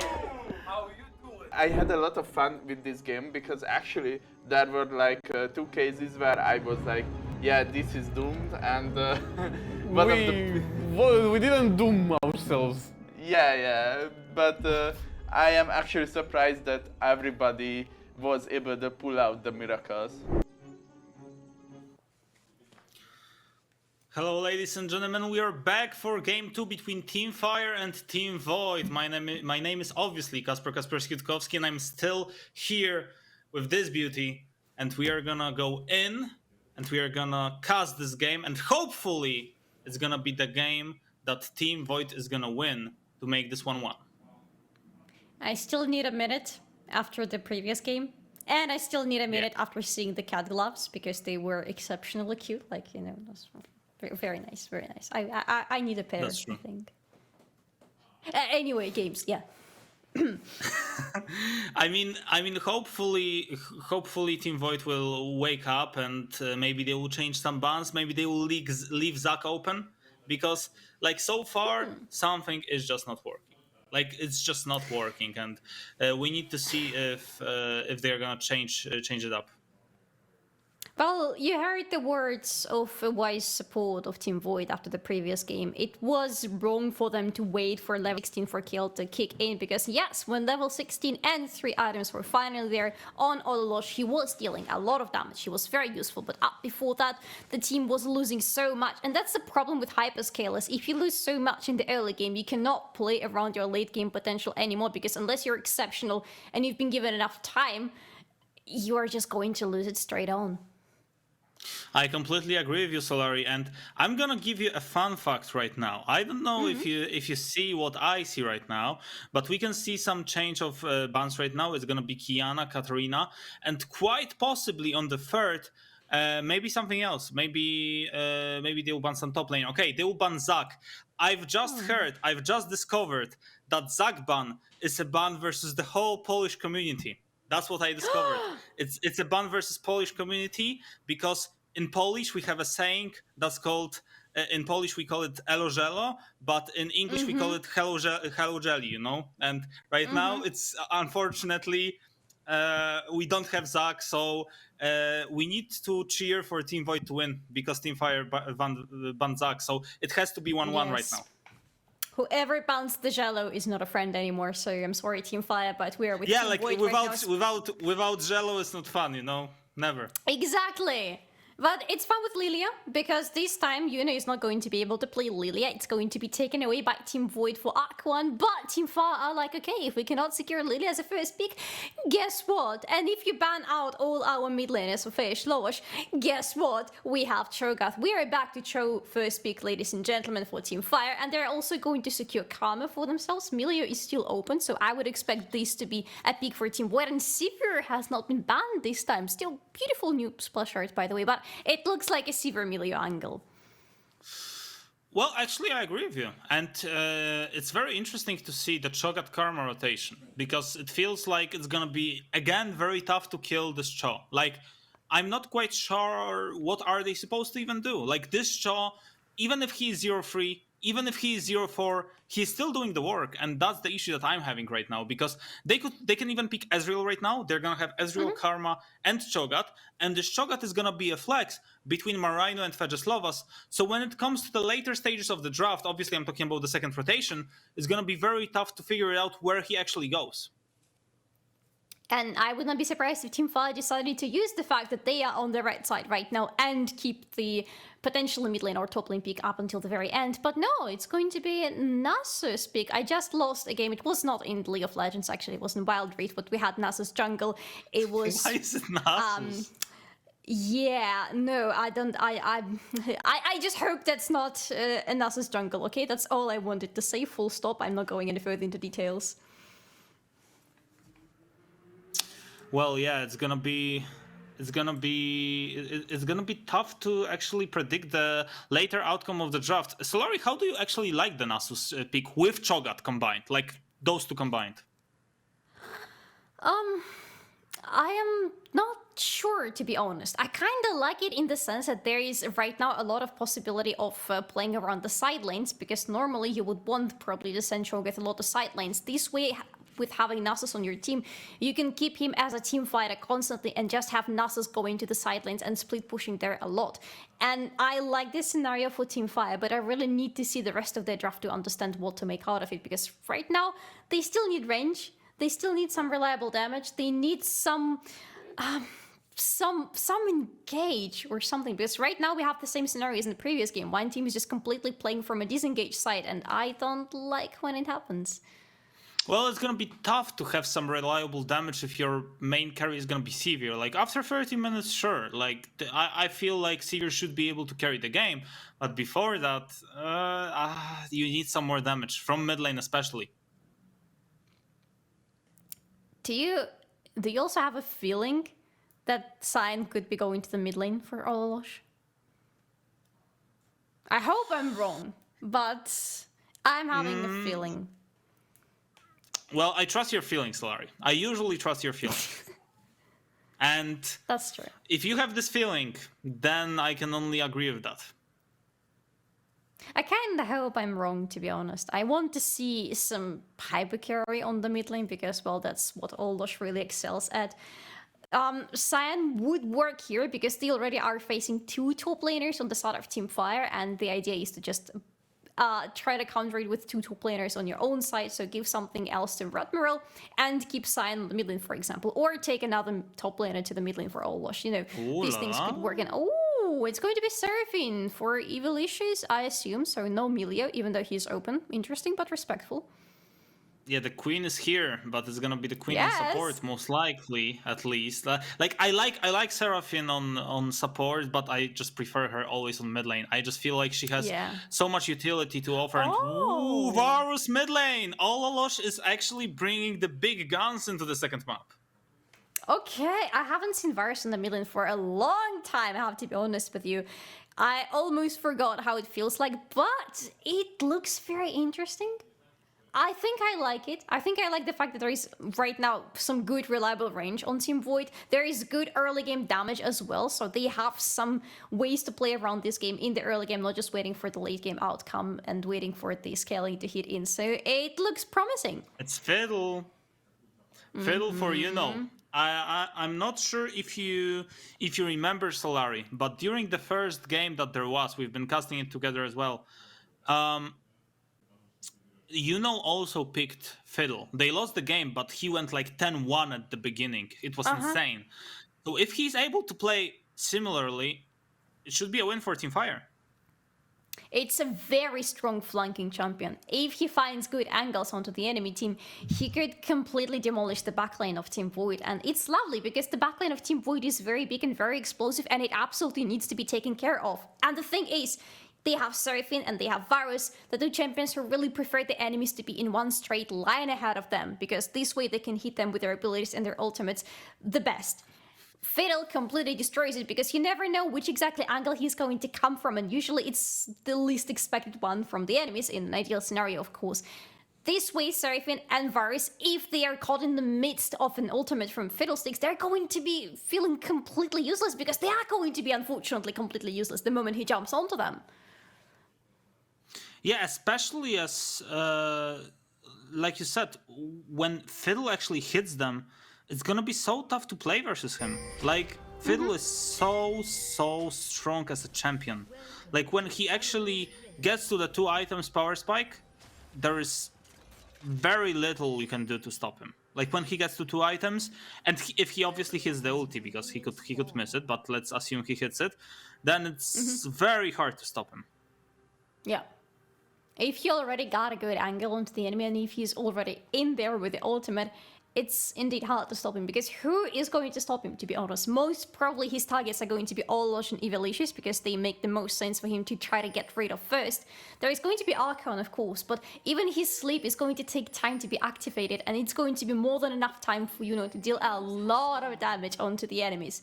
This last pick from Team Fire looks extremely dangerous to Team Void, and I'm really curious to see if he's going to be the arch nemesis of them, or if they will find a way around him. Yeah, we will see, but I'm actually curious how Ololosh is gonna play this game, because this is a nightmare game for Varus. Like, you have to play versus Fiddlesticks, which is already a nightmare, but maybe we will speak about it in a second, because oh no, he will be caught off guard. There is no damage from right now, and unfortunately, it's gonna be the first grad for Team Void right now. It's finally the start they've been looking for. And Arishi is not quite doing the damage she wanted to. And that's the win for Team Void. They still had to sacrifice some stuff, especially the heal from Limitless, but it's a kill for them, and it's an important kill because it goes to the bot lane, and right now, the bot lane of Team Void is going to have a very nice priority against Team Fight, especially because they were not able to recall. Did you see the damage on XYZ? Exactly that is going to be happening there, and all the pride that could have been there for Team Fire with Karma was just completely annihilated by that move. Well, and that's the issue. I mean, Unlimited said, he said that they have something prepared. He said that they have something prepared, and well, XYZ is dead. Apparently, the cheese paid off, because right now they are very much ahead. It was XYZ who was getting prepared, apparently. 2-0 for Team Void, 2-0 for Limitless. This bot lane is something we will need to be looking at constantly, because right now they are hard winning this lane.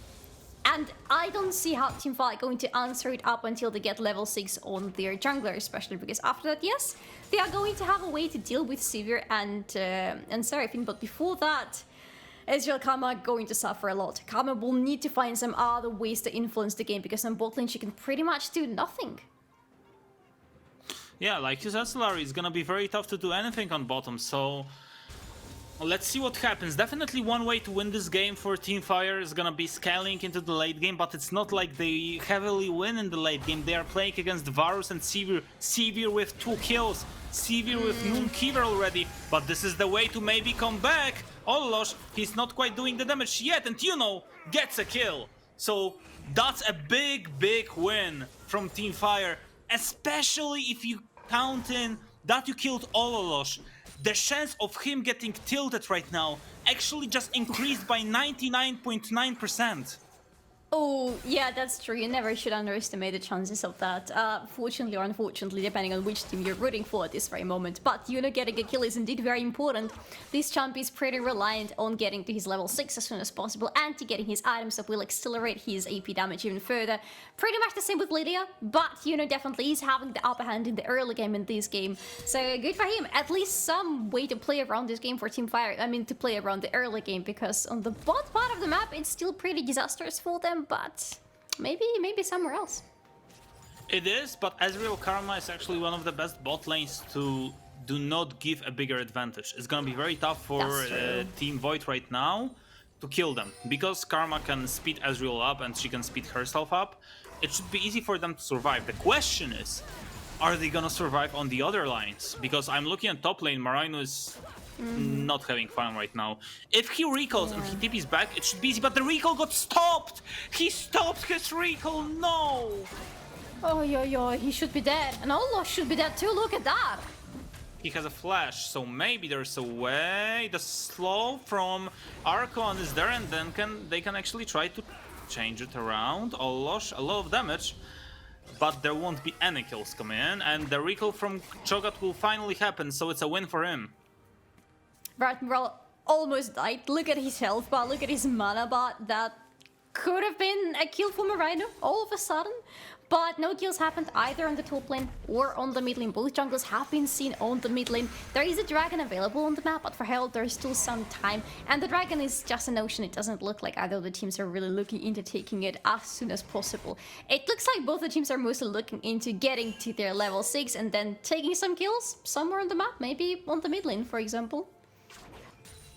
And I don't know if you noticed, Solari. Okay, maybe in a second, because right now we can see what is happening in the middle. If I just love us, maybe a flash will save him, but it won't happen right now. The kill for Ololosh is there, and Fedges love us a little bit too greedy. It was 3 kills overall on the mid lane. Ololosh and Evilicious both flashed forward trying to catch him. Ololosh got the kill in the end, so it's pretty good turnaround for the mid lane. He is 1-1-0 right now. He has level 6 and his ultimate available. Feshlow still needs a little bit more time to get to that point, so again, the early game doesn't look bad for Team Void, and if we're talking about the team who prefers to play around the late game, having a good early game is a really positive sign for them. Like you said, like you said, Solari, I completely agree with you, and the lead is actually very big. Like, it's bigger than Team Fire had the lead in the first map. It was like, you know, 1,000 at max. Right now it's already 2K, so it's a big lead. But the question is, are they gonna accelerate it even further? Actually, a good damage come in from Archon. He's definitely making some impact on the Lilia. Maybe Zac was banned. Maybe on Zac he cannot do the impact, but on Lilia he definitely can. Well, if you think about it, Zac is a jumpy Jello, right? Pretty much what he does, he jumps around. Lilia jumps around too, so, you know, I guess you can call her a Jello if you really want or have to. I don't know where I was going with that. I mean, I kind of agree with you. Like the way Zac uses his E is kind of similar to the way she uses her E, but the difference is obviously that she doesn't need to transport her whole body, right? Ololosh is dead. That was actually so fast, and Ololosh without the flash, without the cleanse, he's not gonna be able to do a lot. Fejeslovas, he used his ultimate, so he needs to get away. He should be careful. Even though Evolicious is only level 4, you cannot underestimate the power of Seraphine. No, she is the queen for a reason, right? But she doesn't deal that much damage right now to be able to kill Fejeslovas, and without the ultimate at least. And, you know, was around, so it all worked out for Team Fire. And that was a very important kill for them, because it's not a kill for Yunu this time, but it's an assist for him, so it's more gold income for this jungler. And it does feel like, at this moment, up until Marine is going to get fed in the late game, because most probably he will, up until that moment, Yunu is going to be the powerhouse of the team. He's going to... His responsibility is going to be to deal the majority of the damage from Team Fire. That's why it's good for him to be securing more gold, getting closer to his items, and that level, that ultimate on the mid lane, it was just good. It was clean. The moment he stepped into that bush, you knew that he was waiting for a moment to jump onto Ololosh, and he did exactly that. Like you said, Solari, he's definitely making an impact right now, and the question is, are Team Void players gonna continue to do that? Because right now they are in for some big paychecks. Look at the cool stacks: 40 on Ololosh left and 29 left on top lane. When they do it, it's gonna be almost 1k of pure money stacked. It's actually huge. That's true. And on top of that, they have the Drake. And on top of that, wait, you know? You know? Well, it should be a kill, but Archon is coming, and Archon could get Marino. Marino flashes away, and the question is Yuna gonna be able to get him? He will, but he needs to flash away, because obviously Sion has the second life to him, so it's not gonna be that easy. Kill for Team Fire, but the question is, how much are they gonna give back? Oi, oi, oi, oi! Oi, oi, oi, oi! Fejeslovas! He just doesn't care about turrets or minions or anything. He secures another kill! And maybe some kills on bottom lane. I told you, Karma and Ezreal could be a deadly combo. And almost was. And Lilia died as well? What is happening? Oh, the flash from Limitless was actually so huge. The kill, like, he wouldn't get a kill if he didn't flash. Yeah, he's so clean. Like, I know you said, you know, you wouldn't vote on him if you had to choose somebody, but he is so damn clean. In this game, he's exceptional. He is having the control of the bold part of the map. Both, and obviously he has the majority of the kills of his team, but everywhere else, it doesn't look good anymore. On the mid lane, I really wonder what happened with Fejeslovas getting the second kill, because the first one, yes, it was just sheer power against Ololosh, but then Archon was there. Lilia was trying to go and shoo him away from the turret and maybe get a kill herself, because Fejeslovas was super low in health and he had already used the ultimate by then, and somehow he still got a second kill. Yeah, that's actually insane. And look where kills go on Team Fire side. It's kill for, actually 2 kills for Fiddlesticks, and it could be more. Look, Ololosh is out of position. He only has a flash, so it's not quite enough. A lot of damage coming in onto Yuno. Oh my goodness! The damage was absolutely horrendous, and Fejeslovas, he needs to run away. There is no way he can survive that 1v4. And that's a great display of AP power of Varus. 1 Q is all you need. Yeah, you said that Olosh didn't have the flash, but he had the damage all this time. And with a beautiful sleep from Arquan, hitting both of the enemies. Olosh just had the time to deal the damage, and it was everything he has been asking for. A very nice kill for him and his team. They are securing the second Drake right now. They still have the Herald sitting on Archon, the first Herald that they took some time ago. Which means they are going to go through one of the lanes and try to clear it out. Mid lane looks like something that they could try to accelerate because Olosh really needs some gold. He needs to get his mythic item. And Marino gets a solo bolo. Well, and that's weird. Like, we've seen him have some troubles on the top lane, but he just got a kill, and that's a huge one. You just got a stack on your R, so that's a big one. Okay, Olosh. Fejaslovas, he's not scared, he's just running in and he's just running him down. And Yuno, look at the position of Yuno. If he actually presses his R, that would be a great spot to get some multi-kills. It's 5-7 right now. Oh my god. No way that happened. No way that happened. Maybe he expected Archon to be in that bush? Well, because he jumped there very clearly. He wanted to go in that bush because he wasn't getting delicious and limitless with the distance. He definitely did want that, but it didn't work out in the end. It looked quite funny. But he's going to get the cooldown of it removed very soon because it's already more than a quarter of it gone. So, you know, it's not too bad. And he just recalled after that and got himself an item. Not after that, he recalled some time ago. Okay, I apologize. But he got the item, he has the mythic, and it's going to be the rocket belt, which is going to help him reposition himself in situations like that. And he's going to need repositioning if he wants to get to limitless on the backline of the enemy team as well. And well, I still favor Team Void right now, but if Team Fire is able, if Team Fire is gonna be able to get the next Drake, I would actually favor them massively, because this Drake is gonna be detrimental when it comes to the win cons. If you're able to get a Drake versus Lilia, AP Varus, and Seraphine, that's gonna be huge. Like, the amount of defensive stats that you're gonna be getting from it is just gonna help you so much to survive through these piercing arrows. Survive through these ultimates being thrown by Lilia. And it's going to be 4 Drakes that they can stack on top of each other. It's going to be a lot of defensive stats for them. Definitely, if they start rather prioritizing dragons from this point on, it could be a nice one for them. But the thing is, I'm also looking at Marino, and normally I would be like, yeah, they have Cho'Gath, and they have a lot of potential in the late game. He's really slow in his build. Maybe now that there's probably going to be a kill on the top lane, he's going to be quicker. Fejaslovas. Yeah, it's a 1-for-1 in the end, but it's just a 1-for-1. It's not a 1-for-1 with the wave. It's just a simple 1-for-1. Archon is soon going to be having a flash, but he decides not to go for it. He decides to play it safe, and well, it's a 3k lead. Are you comfortable with this lead as a blue team right now, Solari? That's the question. I wouldn't say so.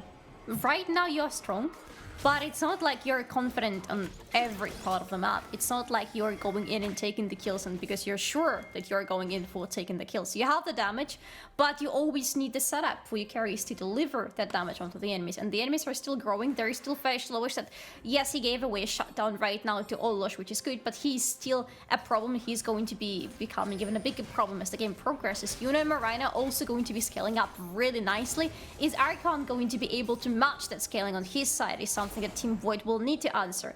Right now, yes, the game favors Team Void, but I wouldn't say it is the favorite that tells us, yes, it's an FF15, GG go next.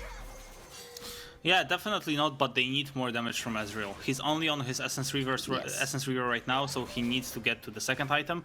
And then when he gets to the second item, it should be the power spike they've been waiting for. And also, let's not forget about Fiddlesticks. If Fiddle is in the right spot, it could just be the great moment to actually fight. And look at this right now. This is not the greatest spot for Fiddle, but this is also not the greatest spot for this top laner. And look at that, the first kill comes the way of Team Fire. They are going forward. XYZ almost gets Varus, but he flashes away, and it's a 1-for-1 in the end. Unless XYZ is able to do something more, it's a 2-for-1. He's doing the damage, but this is not quite enough. you know, is able to run away, but this W from Senior will get him. It's a 2 for 2 in the end. And it's a nice 2 for 2 for Team Fire because they can try to press the advantage on the mid lane and transfer it to the Drake, but they cannot really commit to it right now because their jungler is dead and the jungler in the enemy team is alive and feeling rather well, even though it doesn't have the ultimate right now. So it's a strange situation that doesn't really change the flow of the game for either of the teams, but definitely some nice kills were taken there. And StarForge was still a menace, still taking some really exceptional kills, especially that one on Evilicious right after her very good ultimate. I don't know. Right now it should be a Drake for Team Fire, but I'm worried about their ability to take it. I'm not sure about that. I feel like Team Void is rotating very, very fast. Like, they could actually wait for Team Fire to start it up, and then they can just walk up and steal it and kill them.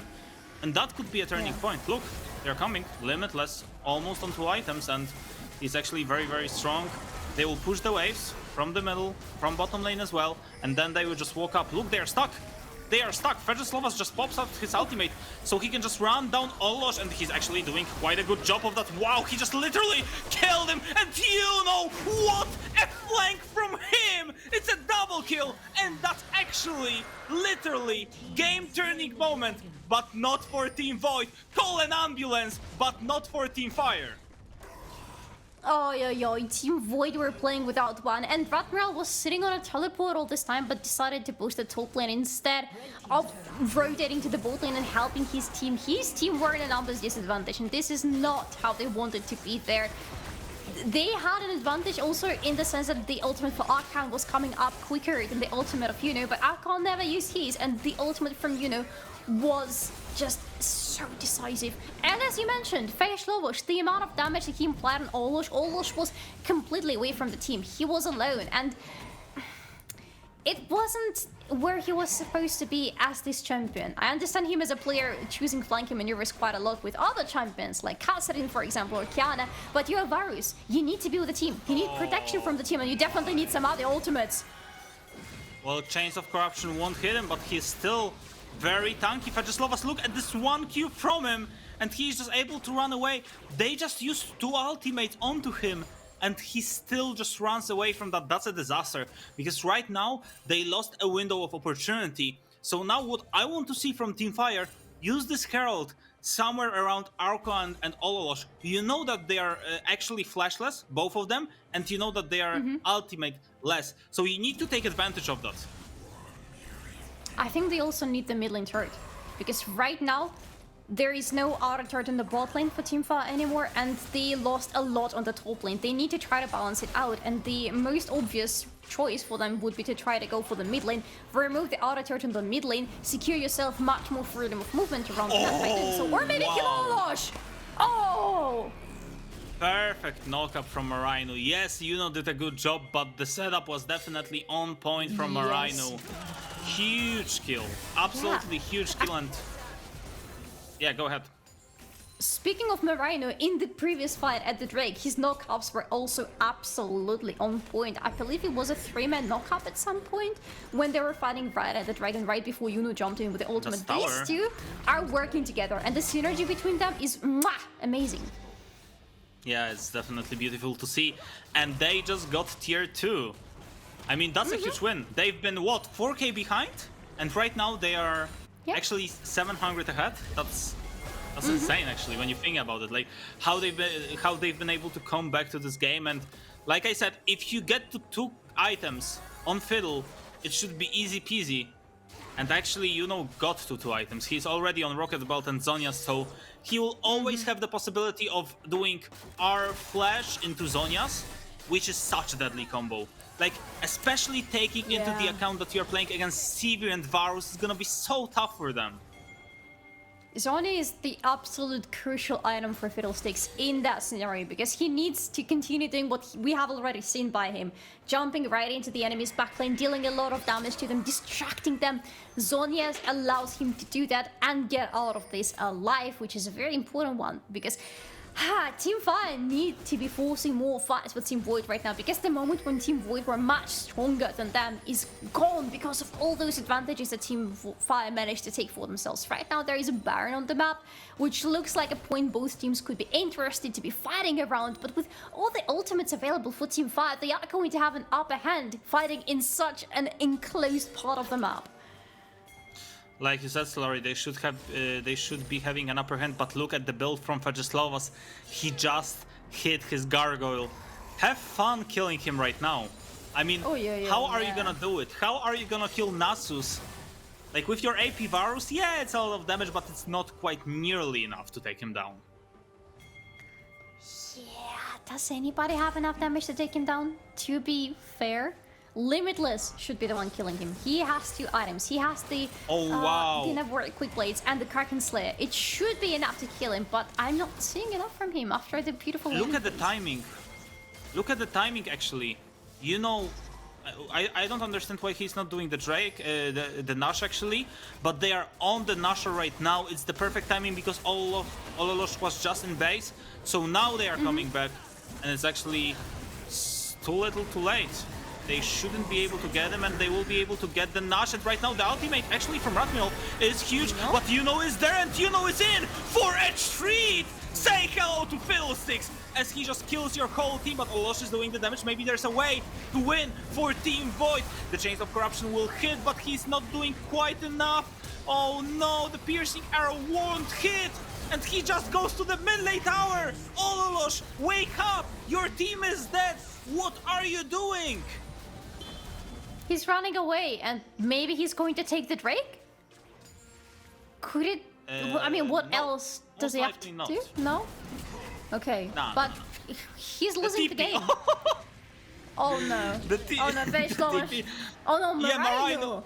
Yeah, Marino was just like, nah, he's not getting this Drake, not at all. And look at this lead. Like 10 minutes ago, this game was 4K lead for Team Void. Right now they are on the 4K deficit. It's an 8K turnaround in just 10 minutes. Just one good fight that, as you mentioned, shouldn't even have been started by Team Fire, but they had the audacity to go for it, and because they were so clean in their actions, because they had such a good synergy, they turned the game around with this one single fight, and they accelerated right after it. I love the fact that Team Fire don't feel lost when they get an advantage in the game. They continue pushing it, and it's a nice change to the team compared to what we saw from them just a couple of weeks earlier, when they would get the lead in the early game and completely not know what to do with it and throw the game in the late game, not knowing how to end a game that was completely won for them. That's a complete Fire. You know? Yeah, and right now they can definitely not only make an advantage, but use it, and it actually looks really good for them. Vyacheslav, he is just trying to scare them a little bit, just gain the ground, and look at Yuno. Oh my god. Oh my god. This Fiddle. If he goes in, so far, the encore is huge, but Fiddlesticks! What is that? Holy moly! That's a GG. That's a GG go next. That's a clean ace for Team Fire. They are totally on fire today. And Yuno is crazy. For the second, if not third fight in a row, he was waiting for that encore to go out of Evolutions. The moment it's out, he jumps in with the ultimate because he knows that nothing else is going to stop him anymore, and nothing is going to stop his team anymore. Well, they were even, I feel like they were encouraging themselves to just go for it, to just go for the end, but they just want to play it safe. They know they have the game in their hands. Just don't throw it, and you are gonna be able to get a W. 2-0 for Team Fire in the grand final of StarForge is getting more and more realistic at this point, and that's something I feel like I would have never called for, even 3 weeks ago. They just weren't the team to trust. Like, if you have Ololosh, Limitless in the team, you should be going in for a win every single time. But apparently, they are just not able to do it, and I wish what Ololosh said about his teammates being bronze could be a real thing. But to be truthful, Evolutions did a an incredible job in this team fight. This encore was Yes. absolutely beautiful. 4-man encore into Limitless doing the damage. And they were just not able to follow it up. Like, Olosh was not able to do the damage. Arco1 was not able to do the damage. Olosh died 9 times in this game. We are only 26 minutes into the game. That means he's dying, like, statistically speaking, approximately 1 time in 3 minutes. He's literally only walking 3 minutes and he's dying somewhere. Somehow he's dying. And he can't Sounds like just my die solo another queue. time. Oh, yeah, you know, it's going in! And the damage is there. Oh my goodness. Seraphine is able to actually withstand the first damage, and they are doing quite a good job. You know, this stopwatch is actually huge, and maybe they just went a little bit too far. Yeah. Harry is gonna die as well, and you know, what are you going to do now? The damage is huge, Dying. but it's not quite enough. Arcane Shift from XYZ is gonna save him for a little bit more. But that definitely was a throw. They were not able to find a target with Yuno's ultimate. If they were able to find the perfect double target, that's a GG instantly. But the Seraphine was huge in this team fight. This W saved them. Honestly, the fights are about how well Yuno is going to position himself and how well he's going to ultimate into the enemy team. Whenever he manages to get to the back end of the enemy and get all 3 of the backlaners, that is a clear win for Teamfire. In this fight, the ultimate from Yuno was straight on bad. I'm sorry, but it just didn't hit anybody and he had to walk up to the enemies. He lost precious seconds. With the enemies not being feared by his ultimate immediately when he jumps in, it's enough time for Limitless, for Evilicious to get away and to stop him, for Olosh to deal all the damage that you Kaspersky have been talking about right before the fight started. This was... well, it was onto everybody at Teamfire for, you know, not being coordinated enough this time. It was onto Team Void for fighting back, for finding an angle to fight back on, to find a terrain to fight back on. But it was also majorly on Yuno with the failed ultimate. I completely agree with you, Solari. Like, if Yuno hits the ultimate, it's a completely different fight. And now, it actually drastically changed the momentum of the game. Team Void, I'm not saying they're going in for a win right now. They are gonna go for the Drake, but this trade is actually not good for them. This Drake is only gonna give them the soul point, which is not quite nearly enough. And in exchange, they are gonna lose the top side, they are gonna lose the Nash. And quite possibly, they could lose the second inhib as well. I don't understand the prioritization from Team Void. I just don't understand. I mean, I feel like they had to go for the trade. So the trade is good, but the reason they have to go for it is because they are so far behind. Is because they weren't actually prepared to defend. And look, they went for the Drake, they didn't recall in time, and right now the inhib is open. So it's gonna be a 5v5. Actually, Azriel is caught off guard, but he is still standing. The damage is not quite nearly enough, and Yuno is there. Yuno is ready, and right now the damage is perfect from Yuno. Holy shit! It was absolutely beautiful. It's a double kill from him, but it's a 2v2. Archon is still doing the damage, so maybe there's a way to win for the Team Blue. And actually, they're doing this. Solari, they're coming back into this game. The healing from Yuno is huge, but Vejaslavas gets a kill. It's a Nasus and Fiddlesticks versus the world. And are they gonna be able to get a win? Maybe they will, because Arco1 is only defending the base. It's only E from him. They are just going for the end.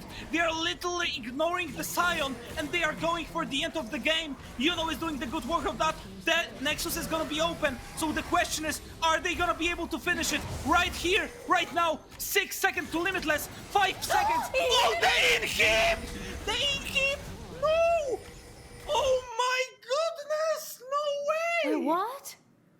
The inhib respawned! The inhib respawned! Okay. No way! Yeah, but No, like, it didn't. I'm not sure. It didn't respawn. No, it didn't. The animation The looked mid like lane it inhib. respawned. It looked like it respawned because the health bar from the Nexus was gone.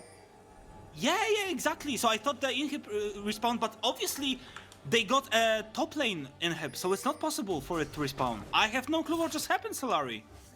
I don't know. I'm lost. Me too. It looked like pretty much the end of the game. Teamfire were in the Nexus, Vejaslavas was almost killing it, I love the fact that they realized that they were not able to kill Ratmiral, because look at Ratmiral, force of nature. He is just unkillable to the AP damage of the enemies right now, and they're mostly AP damage at this point. So they're like, yeah, let's just ignore the guy. He can run around us as much as he wants. He doesn't deal that much damage for us to worry about him. Let's just straight on hit the Nexus. And it was working out for them up until whatever just happened. It 100% looked like a respawn inhibitor. But it could have been only the mid lane inhibitor, and I didn't see the timings of it, unfortunately. So I don't understand. We got the angle from the player's view, so I was. Yeah, I have no clue. It looked like the cameraman was ready to end it and to spot the players winning it all, but I don't know. And right now they are just walking in, and they understand they are so damn strong right now, but they are actually focusing on us and could be a good target. But Yuno is in. Yuno gets the first kill, and he is going forward. The Zonya is gonna do the work. So look, Evolicious is almost dead. Fedreslovas is just running them down, and he is getting them. Oh, it's gonna be it. It's gonna be the end. Team Fire just got a win. It's gonna be a 2-0 for them, and they are gonna be your StarForge champions. Team Fire in the end take down Team Void as 2-0. God damn it, just a couple of weeks ago, you wouldn't believe it. You'd be like, Team Fire, no, never. They lack so much. They have so many issues in the game, but what is important is realizing that they have issues and working on them, and you can see Team Fire did a great job throughout this season of StarForge with all the issues they had, all the challenges that were being thrown at them. They still managed to come on top, and this best of 3 is rightfully in their hands. Definitely well deserved, and that's gonna be it from us. I've had a huge amount of fun casting these games with you, Solari, so yes. I'm very grateful for that. And well, any last words, Solari? No, it was a pleasure. Let's toss it back to our lovely host, because I believe he has something to say about this. Thank you very much once again to our lovely, lovely casters. It was an amazing pleasure working with you guys as well. Thank you once again. Now, my voice. No, I'm kidding. Here comes the most anticipated part for the whole show. But before that, of course, we do need to vote the MVPs. First and foremost, Unlimited. Who are you going to nominate as 2 MVPs of your team? Limitless. He was consistent again, and yeah, he did everything he could to win the game.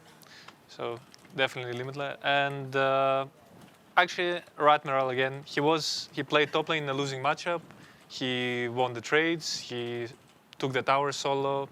He was, I mean, he was holding the team fights together. So he was also trying his best. Limitless and Ratmiral, come join me here on the stage. Now, Limitless, why should you be the MVP of this game?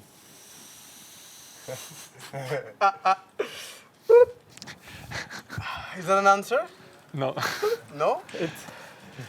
I mean, the last 3 were open and I stopped them. It's fine, it happens. But yeah, I mean, if I have Nasus coming up with and I'm not a champion anymore. He's too good. He outplayed me mechanically. He just walked at me and pressed W. I tried. Thank you for the MVPs in general and the votes. But this man carried the last fight, so he's the real Giga Chad. Amazing. Ratmiral, why should you be the MVP? I mean, raid boss Sion. However, the raiding party was way over level, so. I understand. Thank you. And guys, the poll is open for you to decide who you want to see as the MVP of Game 2, the final game actually, of this season for StarForge. I just realized that, guys. That's the last game. Unless production team starts to play. No, I'm just joking. Unlimited. Give me a little bit of analysis for this game. We saw some amazing effort in the last... the one before the last push of actually Team Fire on the Nexus. This game we were active. We were taking towers. We were fighting. So it was our game to lose, and we did lose it. But at least we tried our best. So I am proud of this game's performance for my team. That is what is important, of course, at the end of the day. But some people say that there are parts of this team that are actually underperforming this game. Do you agree with that statement, or is it something else, like internal, or is it just the pressure of today? Because it is it's massive pressure. I mean, in a game, there will always be someone who doesn't perform who performs a bit better, or someone who will perform a bit worse. But that's how it is. There are variation for every single player. Even Faker has variations in his gameplay. He misses flashes. So yeah. I would say it was mostly the lack of practice, and it shows. And it is what it is. The better team won. There you guys have it. There you guys have it. Well, of course, practice is very important in every sport, including esports. Actually, in esports mainly. What do you think? Do you guys agree? Practice. Do you think that practice here is more proficient and important than, let's say, like basic sports? Well, I mean, you we need it did everywhere. practice the top ADC duo, so I mean, not really, but it's important in every single sport that there is. I think. Yeah. Wherever there's competition, practice is important. Yeah, There is exactly. nowhere more or less. True. Okay, so do you guys wish that you were more, I don't want to say serious because you all were serious here, but do you think, let's say 2 weeks backward right now, do you think that you guys, all of you, would like play more? Do you think that you could have done more? Yeah? I think we would have played more as a team and communicated under any circumstance. But I mean, we tried. Happens. Absolutely. Happens to the best It happens. teams in the world. True, true, true. And one thing that is also true is that Ratmiral is the winner for this MVP vote. Congrats. Thank you. So you guys can take your spots as well. Now, Forgiven 2-0. Final show match of StarForge. Today, the main show. Who do you nominate as MVPs of your team? The voting is again is very, very hard for me. Again, what do you guys put in that position? Better lose the game. Oh, in joke, obviously.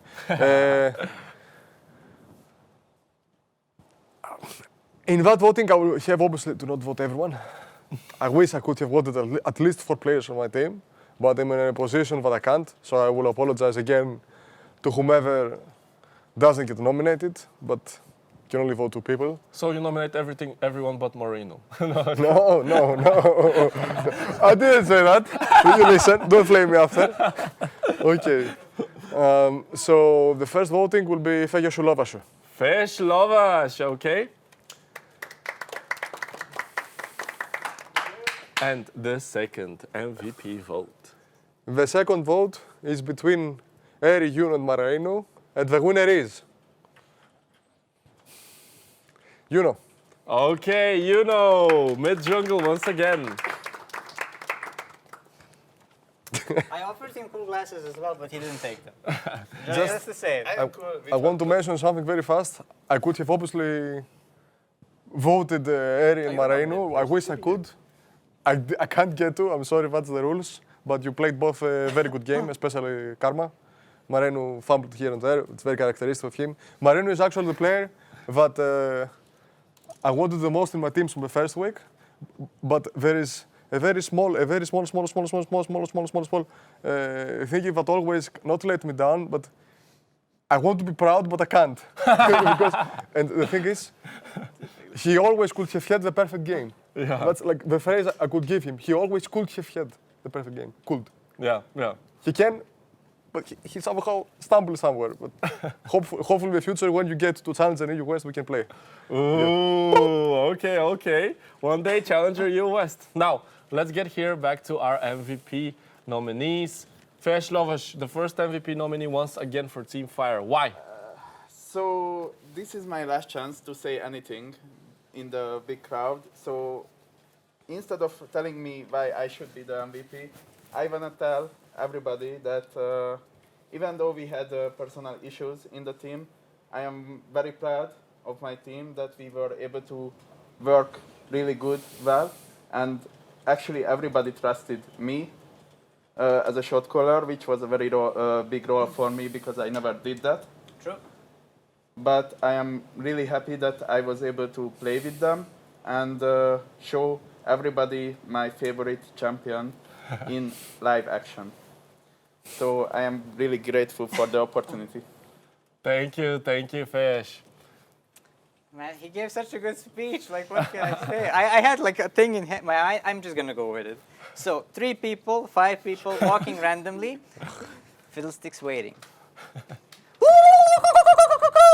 and they're all dead. It happened like 4 or 5 times. That's the reason. But whatever Fair says, I completely agree with him. Like, he was shot calling super good. He played good. He played the Kane. We had a really good game as a team. We improved a lot, like since our first loss. That's about it, I guess. So don't waste too much time. Okay, thank you. You know. Can I say one more thing? Wait, the poll is open, guys, so you can get to decide who do you want to see as the MVP for the final game of StarForge winner Team Fire. Yes, you can say now. I am still single. He is still single. Okay, let me ask you this then. Let me ask you this. If you had the opportunity, yes, to have a date from whoever it is in the studio, you want as a couple, who would it be? Sincerely, honestly, this is the last day. This is the final day. My choice is very obvious. Yeah, seriously though. No jokes. Seriously. I can't. What do you mean you can't? Come on, dude. It's the final game, the final StarForge. So it would not the final StarForge. I'm sorry. It would be our photographer, girl. Ooh. I don't want to tell her name, but okay. Production. she has a boyfriend, sadly. So yes. Let's bring the photographer girl right here. No. What do you mean you can't? No. Bring this with I want the photographer girl here right now. You can't do this. No, I can. Otherwise, I will unplug everything in this show. I do not care. Okay, you bring made the it photographer really girl. cringe. I will bring You her. are making me dirty. Just change your answer. Oh my god. Oh no. Oh, there she is. So yeah. Fish, you said you had one opportunity. Who would it be to ask on a date? You said the photographer girl. Yeah, but she has a boyfriend, so she's doesn't out matter. of the competition. Oh no. Tell me your opinion on the matter then. I wanna leave. Okay, leave then. Damn it. Well, guys, I tried. Listen. It's okay. I tried. It's okay. I tried. What can I do, man? It happens. Listen, don't worry. We'll go out and we will do it. Okay? No, wait. Do what? Wait. No. Wait. Shut down. The whole thing. No, I'm kidding. Listen, you know what? You win. Congratulations with the MVPs. Hey.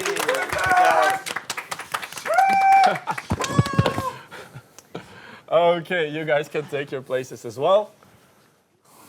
Now, let's say hi to our friends over at Poland Warsaw to see how they're doing. Hi, guys. Woo! Hello, Jankos. Wave to them. Hello, Jankos. Hi. Let's see how our friends are doing.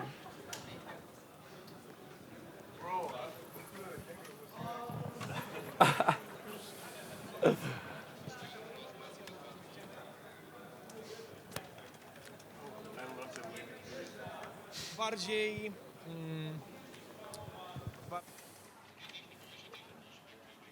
Okay, let's throw it back again. Wait, throw it back to them. I can hear you, Shin, throwing it back to me. So I'll start off right here. Thank you so much. What an amazing final it was. And of course, congrats to the winners. And after the final, I'm joined here with Janek, one of our fans, one of our attendees. Janek, how did you enjoy today's event? That was very amazing match, and I think that a little bit mid-diff and jungle. Unfortunately, our Polish player can do better sometimes, and I think that this event is amazing. And drink Coke. We have a lot of free in here, so it is amazing. Amazing. We've got the sponsor shout out. We've got the shade thrown through the way to the mid laners, as well as Polska today. Unfortunately, not good. But Doem, I've seen you play 1v1s with Levels. Did you manage to get a win? To be honest, I didn't play yet. So I'm waiting in queue right now with my friend. But I think we can win with him. He maybe have challengers, but we have friendship. And that's all. That's what we all need. And what can I say? He's strong, but we are stronger. He's strong, but we are stronger. And the friendship is the key to success. So, Yannick, seeing the whole event and seeing the whole project, would you like to be a participant in the future if the season 3 comes? Of course, the community in here is the best, I think. League of Legends community is the biggest community in the world, I think. So we have very pretty ladies and very pretty, not pretty, very good, yes. Very good food. Next season, StarForge comes to Poland. We will accommodate you. We will welcome you with amazing food and amazing ladies. I can see that Sylvan is getting in. There you go. Yes, hello, hi. I'm Sylvan, Like, just one thing from me. Great event, great idea. I hope more things like this will happen in League of Legends. I'm done with like straight up esports. I'm done with LEC. I'm done with MSI. I love these events, of course. Worlds, like you love them too, right? Exactly, yeah. MSI is right now. We love to watch it, but we need events like this. We need to make League of Legends alive. We need to make it like grassroots to show people that everyone can play and can experience unique things. That's my message. Thank you very much, StarForge, for doing such a thing, and I hope to see you again in another season or another year, something like that. Have a good day, McVire. Take it. All the love from Sylvan. This guy today was outstanding, animating our crowd here in Multikino in Warsaw. I hoped that we will get to see yet another event like this, maybe even bigger one. But for now, thank you so much for tuning in to this broadcast. Thank you so much for being with us throughout the whole 6 weeks and today during the final broadcast. Yannick, thank you so much. High five. Fingers crossed for your participation in the upcoming events. Who knows? But we are throwing it back to you one last time, Shin. Take it away. Thank you, guys. Well, this is the energy that we want to see. Yes, we do want to make League of Legends feel alive. That is why we're a live broadcasting reality show, basically, esports themed as well. We have professional players, we have professional coaches, professional players as well. We have everything that you guys want. And for Fish, they have beautiful girls, man. I mean, you heard it. I don't know. You should take the plane to there as well with Arquan. I don't know. Shoot a shot. Why not? I already met mainly in the best Poland streamer, so. Okay. Well, thank you very much as well to basically Warszaw for hosting the Warszaw Cinema, for hosting, of course, the games. And thank you as well to our team over there. Now, let's watch something really, really interesting, guys. Some adrenaline pumping video, which I'm going to throw to Fuse so he can throw it to you guys. A roller coaster of emotions these past 2 minutes. I do not know what I witnessed, but we're soldiering on. This was the most inspiring speech since Saving Private Ryan. Anyway, as you know, frequently we show you what life outside of League is like for our contestants, from gym challenges to a whole plethora of insanity. This last Tuesday, something very, very special happened that was very, very near and dear to my heart. So, without further ado, let's check out this week's challenge day.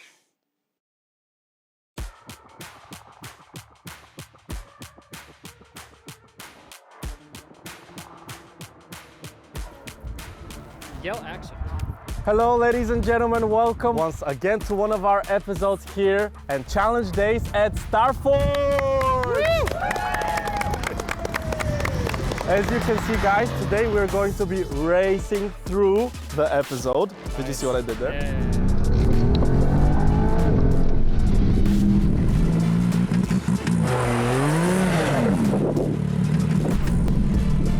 So Fuse, I noticed that you're actually a car head to some extent. Maybe. Okay, tell me what's your favorite car here? Oh, come on, don't put me on the spot. Yeah, tell me A what's lot your of favorite people car. will be very curious as to why. The A45 AMG. I am very excited to just touch it. That's gonna be enough for me. Of course, me and Fuse are going to be driving the cars. No, I'm just kidding. No, of course not. I That's wish. why I we have- petitioned. That's why we have our guys here at Premium Rally. So, guys, please introduce yourselves and what are you going to be doing here today with us? So first of all, it's nice that he's going to like to touch it, you know, so that's a nice start. My favorite personally is the GTR in the middle. It's going to be driven by Mitko. He's our host today. He's running Safety Driving Academy. They're the best in the business. We are doing some safety courses here, driving skills, everything about how to avoid crashes on the road. I'm a part of the organization Premium Rally. These are some of my colleagues, and today we're going to have fun. So Premium Rally, we've been doing it for 11 years. We've been organizing events like this one. This year the biggest one will be on the 21st of June, and the most important part of our event will be driving on the Hungaroring, which is a Formula 1 track. Yeah, it's going to be amazing, but I would like to say that Premium Rally is not a competition. It has competitive elements, and it's also a networking event though. There will be like 50,000 people or more, and you can see apart from these cars like 40, 50 more like this and even better. Like Ferrari, Lamborghini, McLaren, name it, we have it. Ooh, okay. Awesome. Okay. Everybody will be welcome to join us. Also, we're working very closely with traffic police as well, so we would like to appeal not to drive like recklessly and like the driving you see today. Don't do this at home. Yeah, please. don't do this at home or on the, do this on the racetrack. Under or- supervision. Yep. Do this only if you're here with us at StarForge at the end of the day. 2 laps, Fuse. Uh-huh. There are going to be 2 laps. There are gonna be 2 laps. They are going to be choosing a car for the first lap. The second lap is going to be driven by our rally legend here in... That! Absolutely. We are driving very high-speed cars with a racing track. Yeah, drawing. If I can write down the number. Yeah, it's gonna be really challenging. Before you get into and hop into a car, you guys are going to be picking out 3 pieces of paper. You're going to look at them, you're going to select 2. Speaking about cars, you're going to have to draw them. You're gonna have a little board with markers on it. You have a word for the first lap, you have a word for the second lap. An art piece, exactly. I'm a walking thesaurus. I feel really excited about the challenge. I can't draw and I have no experience in fast cars, but you know, you only live once.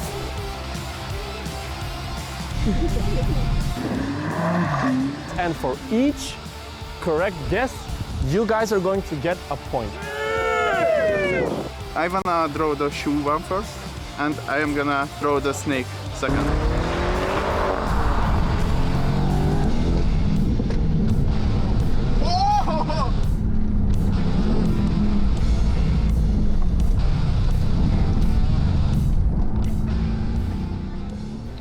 You're going to show the rest of the contestants the art piece, and for each correct guess, you guys are going to get a point. The person that has drawn it is going to get a point, as well as the person that guessed it correctly.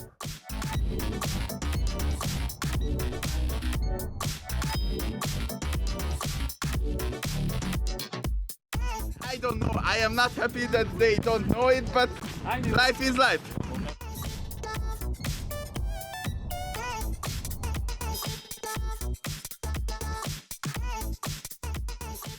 It was a snake. I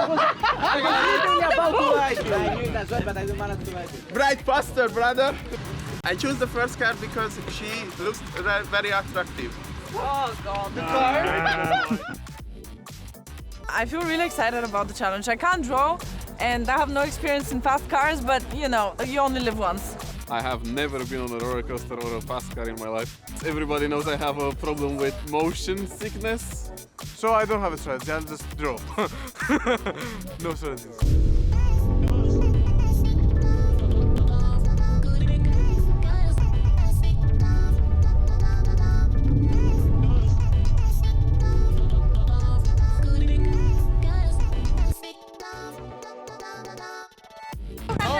elephants they have? 1, 2, 3, 4. Vegas? And the rest have butterfly. Let's address the elephant in the room. You? Butterfly too? Butterfly!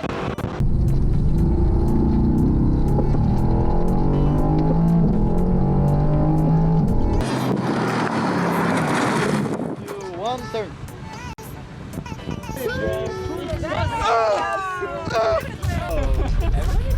Ace! So Limitless gets 9 points and all of you get 1. The first choice I might make is pig. Then we have plain. And the last one is tooth.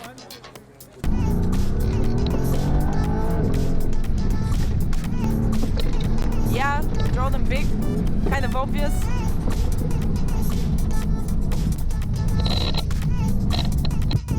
I got this. A tooth! This is like the gums, and this is the tooth. It was shaky here. It looks like a tulip, but it's upside down. How is it upside down? And I'm showing you. Now, if they don't guess this, I mean, you can draw your own conclusions. Felt quite turn, so I was like, oh, I guess it's over. That was really fast. And then so I had half the way, and I was like, okay, I guess I'll add some details. You know, I added the tail, the legs. I added this for like the second thing. I drew a smiley. You know, I think the tail really sold it, right? I usually have bad experience when it comes to roller coasters and stuff like that, but that is usually due to eating before going on those rides. I don't think I will be nauseous on this one. Let's go with guitar first and popcorn second.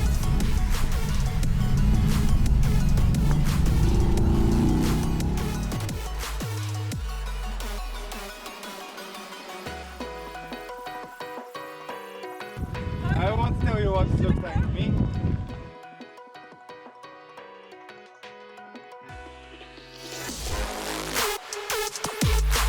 I'm not sure if I'm going to do anything because I just want to have fun in the car. Speaking about cars, I'll choose the flower in the car.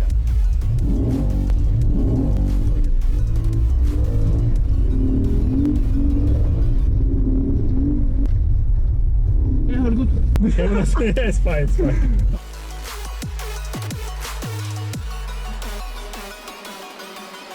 I am very excited about trying to draw while riding in a buggy. Yes, I handle high speeds with ease.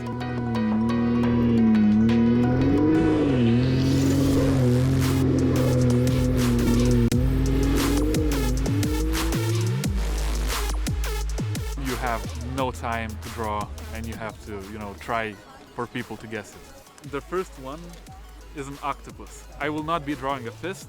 I'll probably draw the medal second. It is supposed to be an octopus. Wait, I thought it was big one. No, it's just a... I was expecting something require more movement from us, and it's drawing, which is not my best.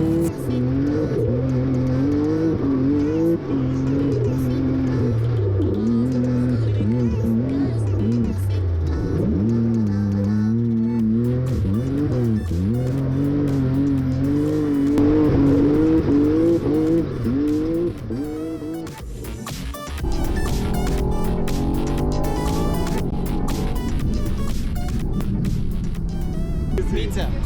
What? It's obviously a fire. Yes! Oh no! My God! I thought of Fire! Yeah, can you see the flame? On the bottom, right? Obviously. Back of the car and being told you have to sit there and you have no option for a toilet, no option for puking, you just have to live through it. I think I have no problem with that. Drawing the donut on the second car and quote on the first one. The more difficult part is to actually draw simple enough so that other people guess it. But I will do it again. Okay, then let's go on the next one.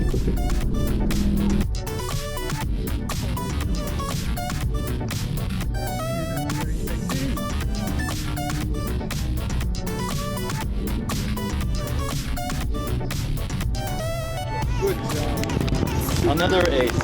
Sucks. And I told him, like, turn the control off and go into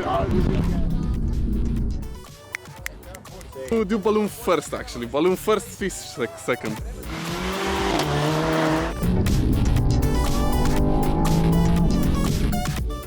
so I get really car sick.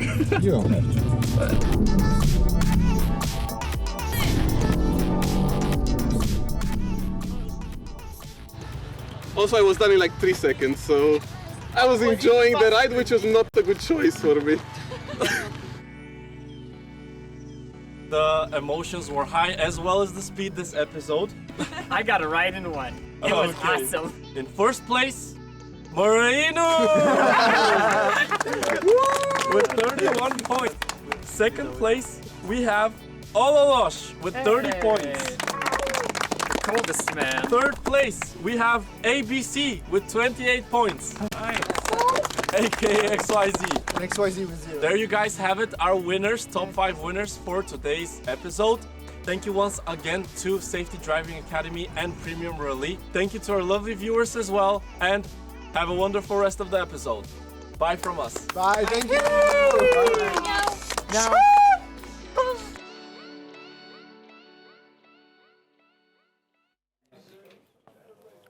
Now, before we guys actually continue with the most anticipated part actually of StarForge, we gave our players a choice.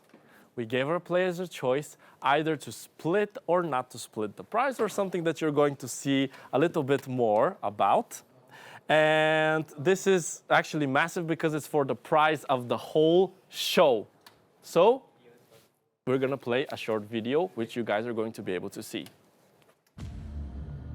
Hi guys, I am here at StarForge HQ, where actually our players are going to be deciding on something very important at our show. This is something that no other reality show basically gives with straight words. What it is, they're going to decide if whether or not they want to split the main prize on first, second, and third place, or keep it one grand prize. So guys, these are the rules for today's votes. The vote has to be unanimous in order for us to split the grand prize or not. If it's split, first place 6K, second place 3K, third place 1K. 6,000, 3,000, 1,000.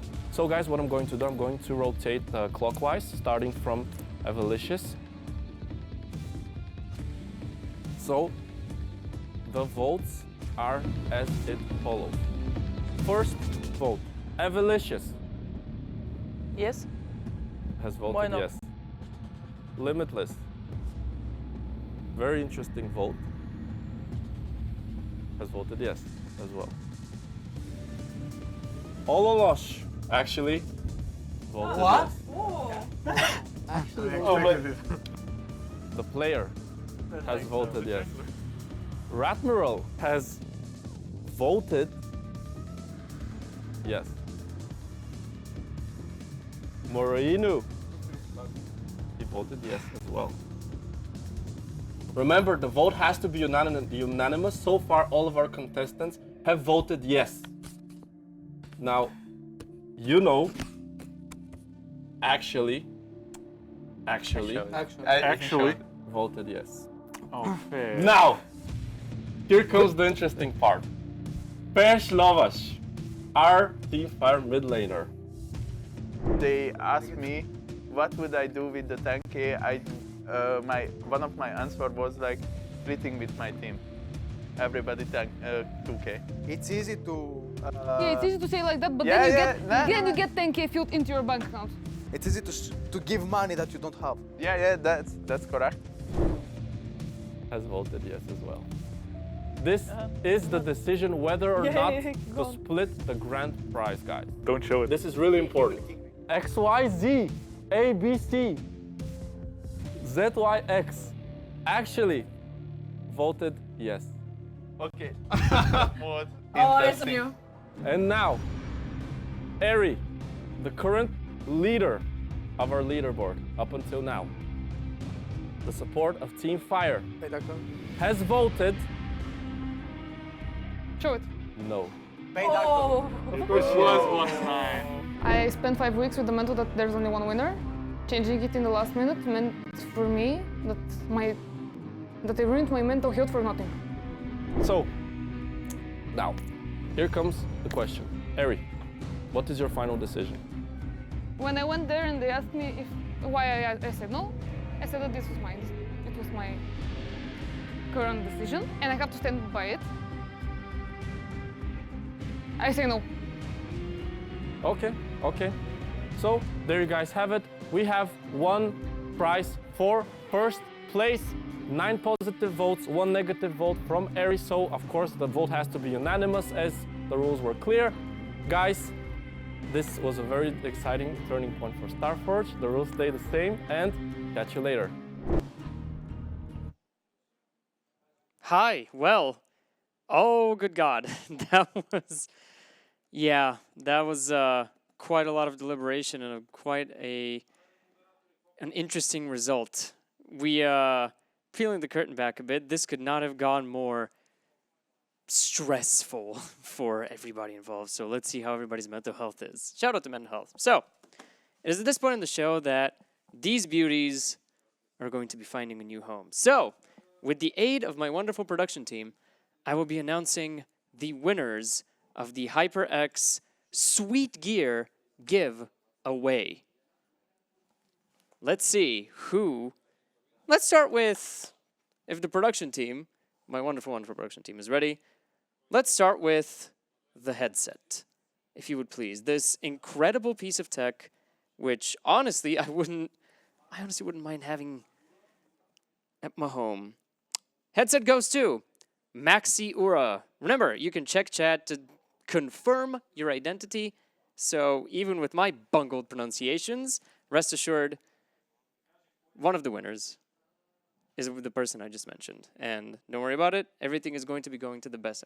Oh, I'm just getting news that one person has won all of them. I really should learn to read. So yes, congratulations to whomever I just mentioned. You get the really good gamer headset, the very fantastic gamer microphone, and the rainbow of colors that is the mouse pad. And with that, back to Shin, and actually back to me, because I am headed over there for the final proceedings. Now, as you guys all know, we introduced an amazing bounty system this season, through which actually you guys were able to make our contestants do stuff. And stuff that you want to see happen actually on the main stage. Oh, there you are. Keep going. We're good. Now, handsome man. Oh, handsome man. Now, of course, the bounty system worked through you guys, of course, giving bits so that you can see our lovely contestants do stuff. So, let's mention our top 3 bounty hunters. In third place, with 15,250 bits is... That's a lot of bits. Morainu! In second place, with 22,600 bits, we have Evelicious. In first place, with 23,350 bits, is our Fury participant, Eri. Hey. Congrats, congrats. Delta. So, you can keep smacking me. guys, here comes the part which all of you anticipated and all of our viewers actually anticipated. Who gets to go home with the grand prize? But I baited you there. Now, before that, of course, you guys know that there is a community vote. Now, you guys are going to have 2 minutes to log into our Discord server and vote for who do you want to get away, who do you want to see to get away with the community vote, which is massive, 28 points. Let's make it 1 minute. Yeah, let's make it 1 minute so that you guys, I told you to build haste items. You expected this. That's what's so up. Come on, all of that haste, you need to use it now. You have 1 minute to log in and of course decide who do you want to see to walk away Your hand with motions the grand prize. are like a tornado. I could feel like the wind. Of course. Now, during that time, I want to ask who wants to say some closing words, guys. It's the final. Marino, come here. Watch your knees. Watch your knees. Come on, get in here. Get in here. Get in between the boys. How you doing? What's up? Give us some closing words from you quickly. I would just like to say that it was super fun here with everyone. and whatever happens, happens. We had fun. Hopefully, everyone has improved, like in a human way and also in the League of Legends way. And let's see. Very well said. Thank you very much, Marino. Who wants some closing words? It's the last episode of StarForge, guys. Who wants to say something? Ooh. Limitless, come here. Come. Come with you can come with the okay, chair. come with the chair. You could chair race over here. You robbed me of a chair race. Hello. I have put myself in this situation right now because I cannot be the winner, and I want to torture the possible winners because I know they're shitting their pants and they're turbo anxious. So I'm here to torture them and to turbo, But no, on a serious note. 10 more seconds. Why? I don't have time? Yeah, they I had can't 1 torture minute. them? They had 1 minute. Speed it up. Stop it. Stop it. Thank you, Limitless. These are my... Now, voting is the vote closed. actually has been closed officially. You guys cannot vote anymore for the community vote. I stress on cannot. We're going to announce the top 5 contestants from this season StarForge Fuse. That's where we're at. This is the most anticipated part of the whole show. You have seen our participants walk through everything, through training, League of Legends, physical training, mental training, coachness, and a lot of other things that, of course, our contestants have encountered through those 6 weeks of, to be honest, in my eyes, joy. What do you think, Fuse? Oh, I was joyous for me all the way through, but I am here frequently. Okay. By the way, about this, I want to say something. Ooh. I want to start announcing the top 5 players of StarForge. 5th place is Fejslovas with 127 points from Hungary. You can later though. I'm sorry. In 4th place, we have Evelicious with 145 points from Bulgaria. After that, we have no other than... My knees are sweating. You know! And now, guys, this is what we are going to be doing. Eri, come here. And Marino as well, come here. Stand here, fast. Cased items. The winner of this season of StarForge is no other than Eri! Yay! Congratulations! Woo! Eri from Bulgaria, congrats! Whoa, against all the odds. Here's the... Would you like your very heavy trophy? Is it really heavy? Here's It's your really very heavy. heavy trophy. It's really heavy. Give us some closing words. You're the winner of StarForge. Some closing words? Okay, I'll leave this because it's really heavy. I cannot talk, I'm trembling. I want to thank everyone that's in this room for making everything that is happening. Everything? I want to thank everyone who voted for me throughout the season, for MVP votes, for I have no idea who won the community vote. I want to thank every single one of you for watching us. I want to thank my team for helping me win, because the last 2 Sundays were the hardest one. And I want to say, I believe I'm not the best player here, but I believe I deserve this win because I'm the most improved player and I won all of the challenges. Thank you all for watching, and whatever, I have no idea what to say. Woo! Congratulations! We're gonna have an after party now, guys! Everybody get up here. Now, guys, the closing words from us here at StarForge. Thank you very much. Thank you very much for joining us on our lovely 6-week journey here at StarForge. We have gathered 10 up-and-coming stars in the field of League of Legends from all over here on this region.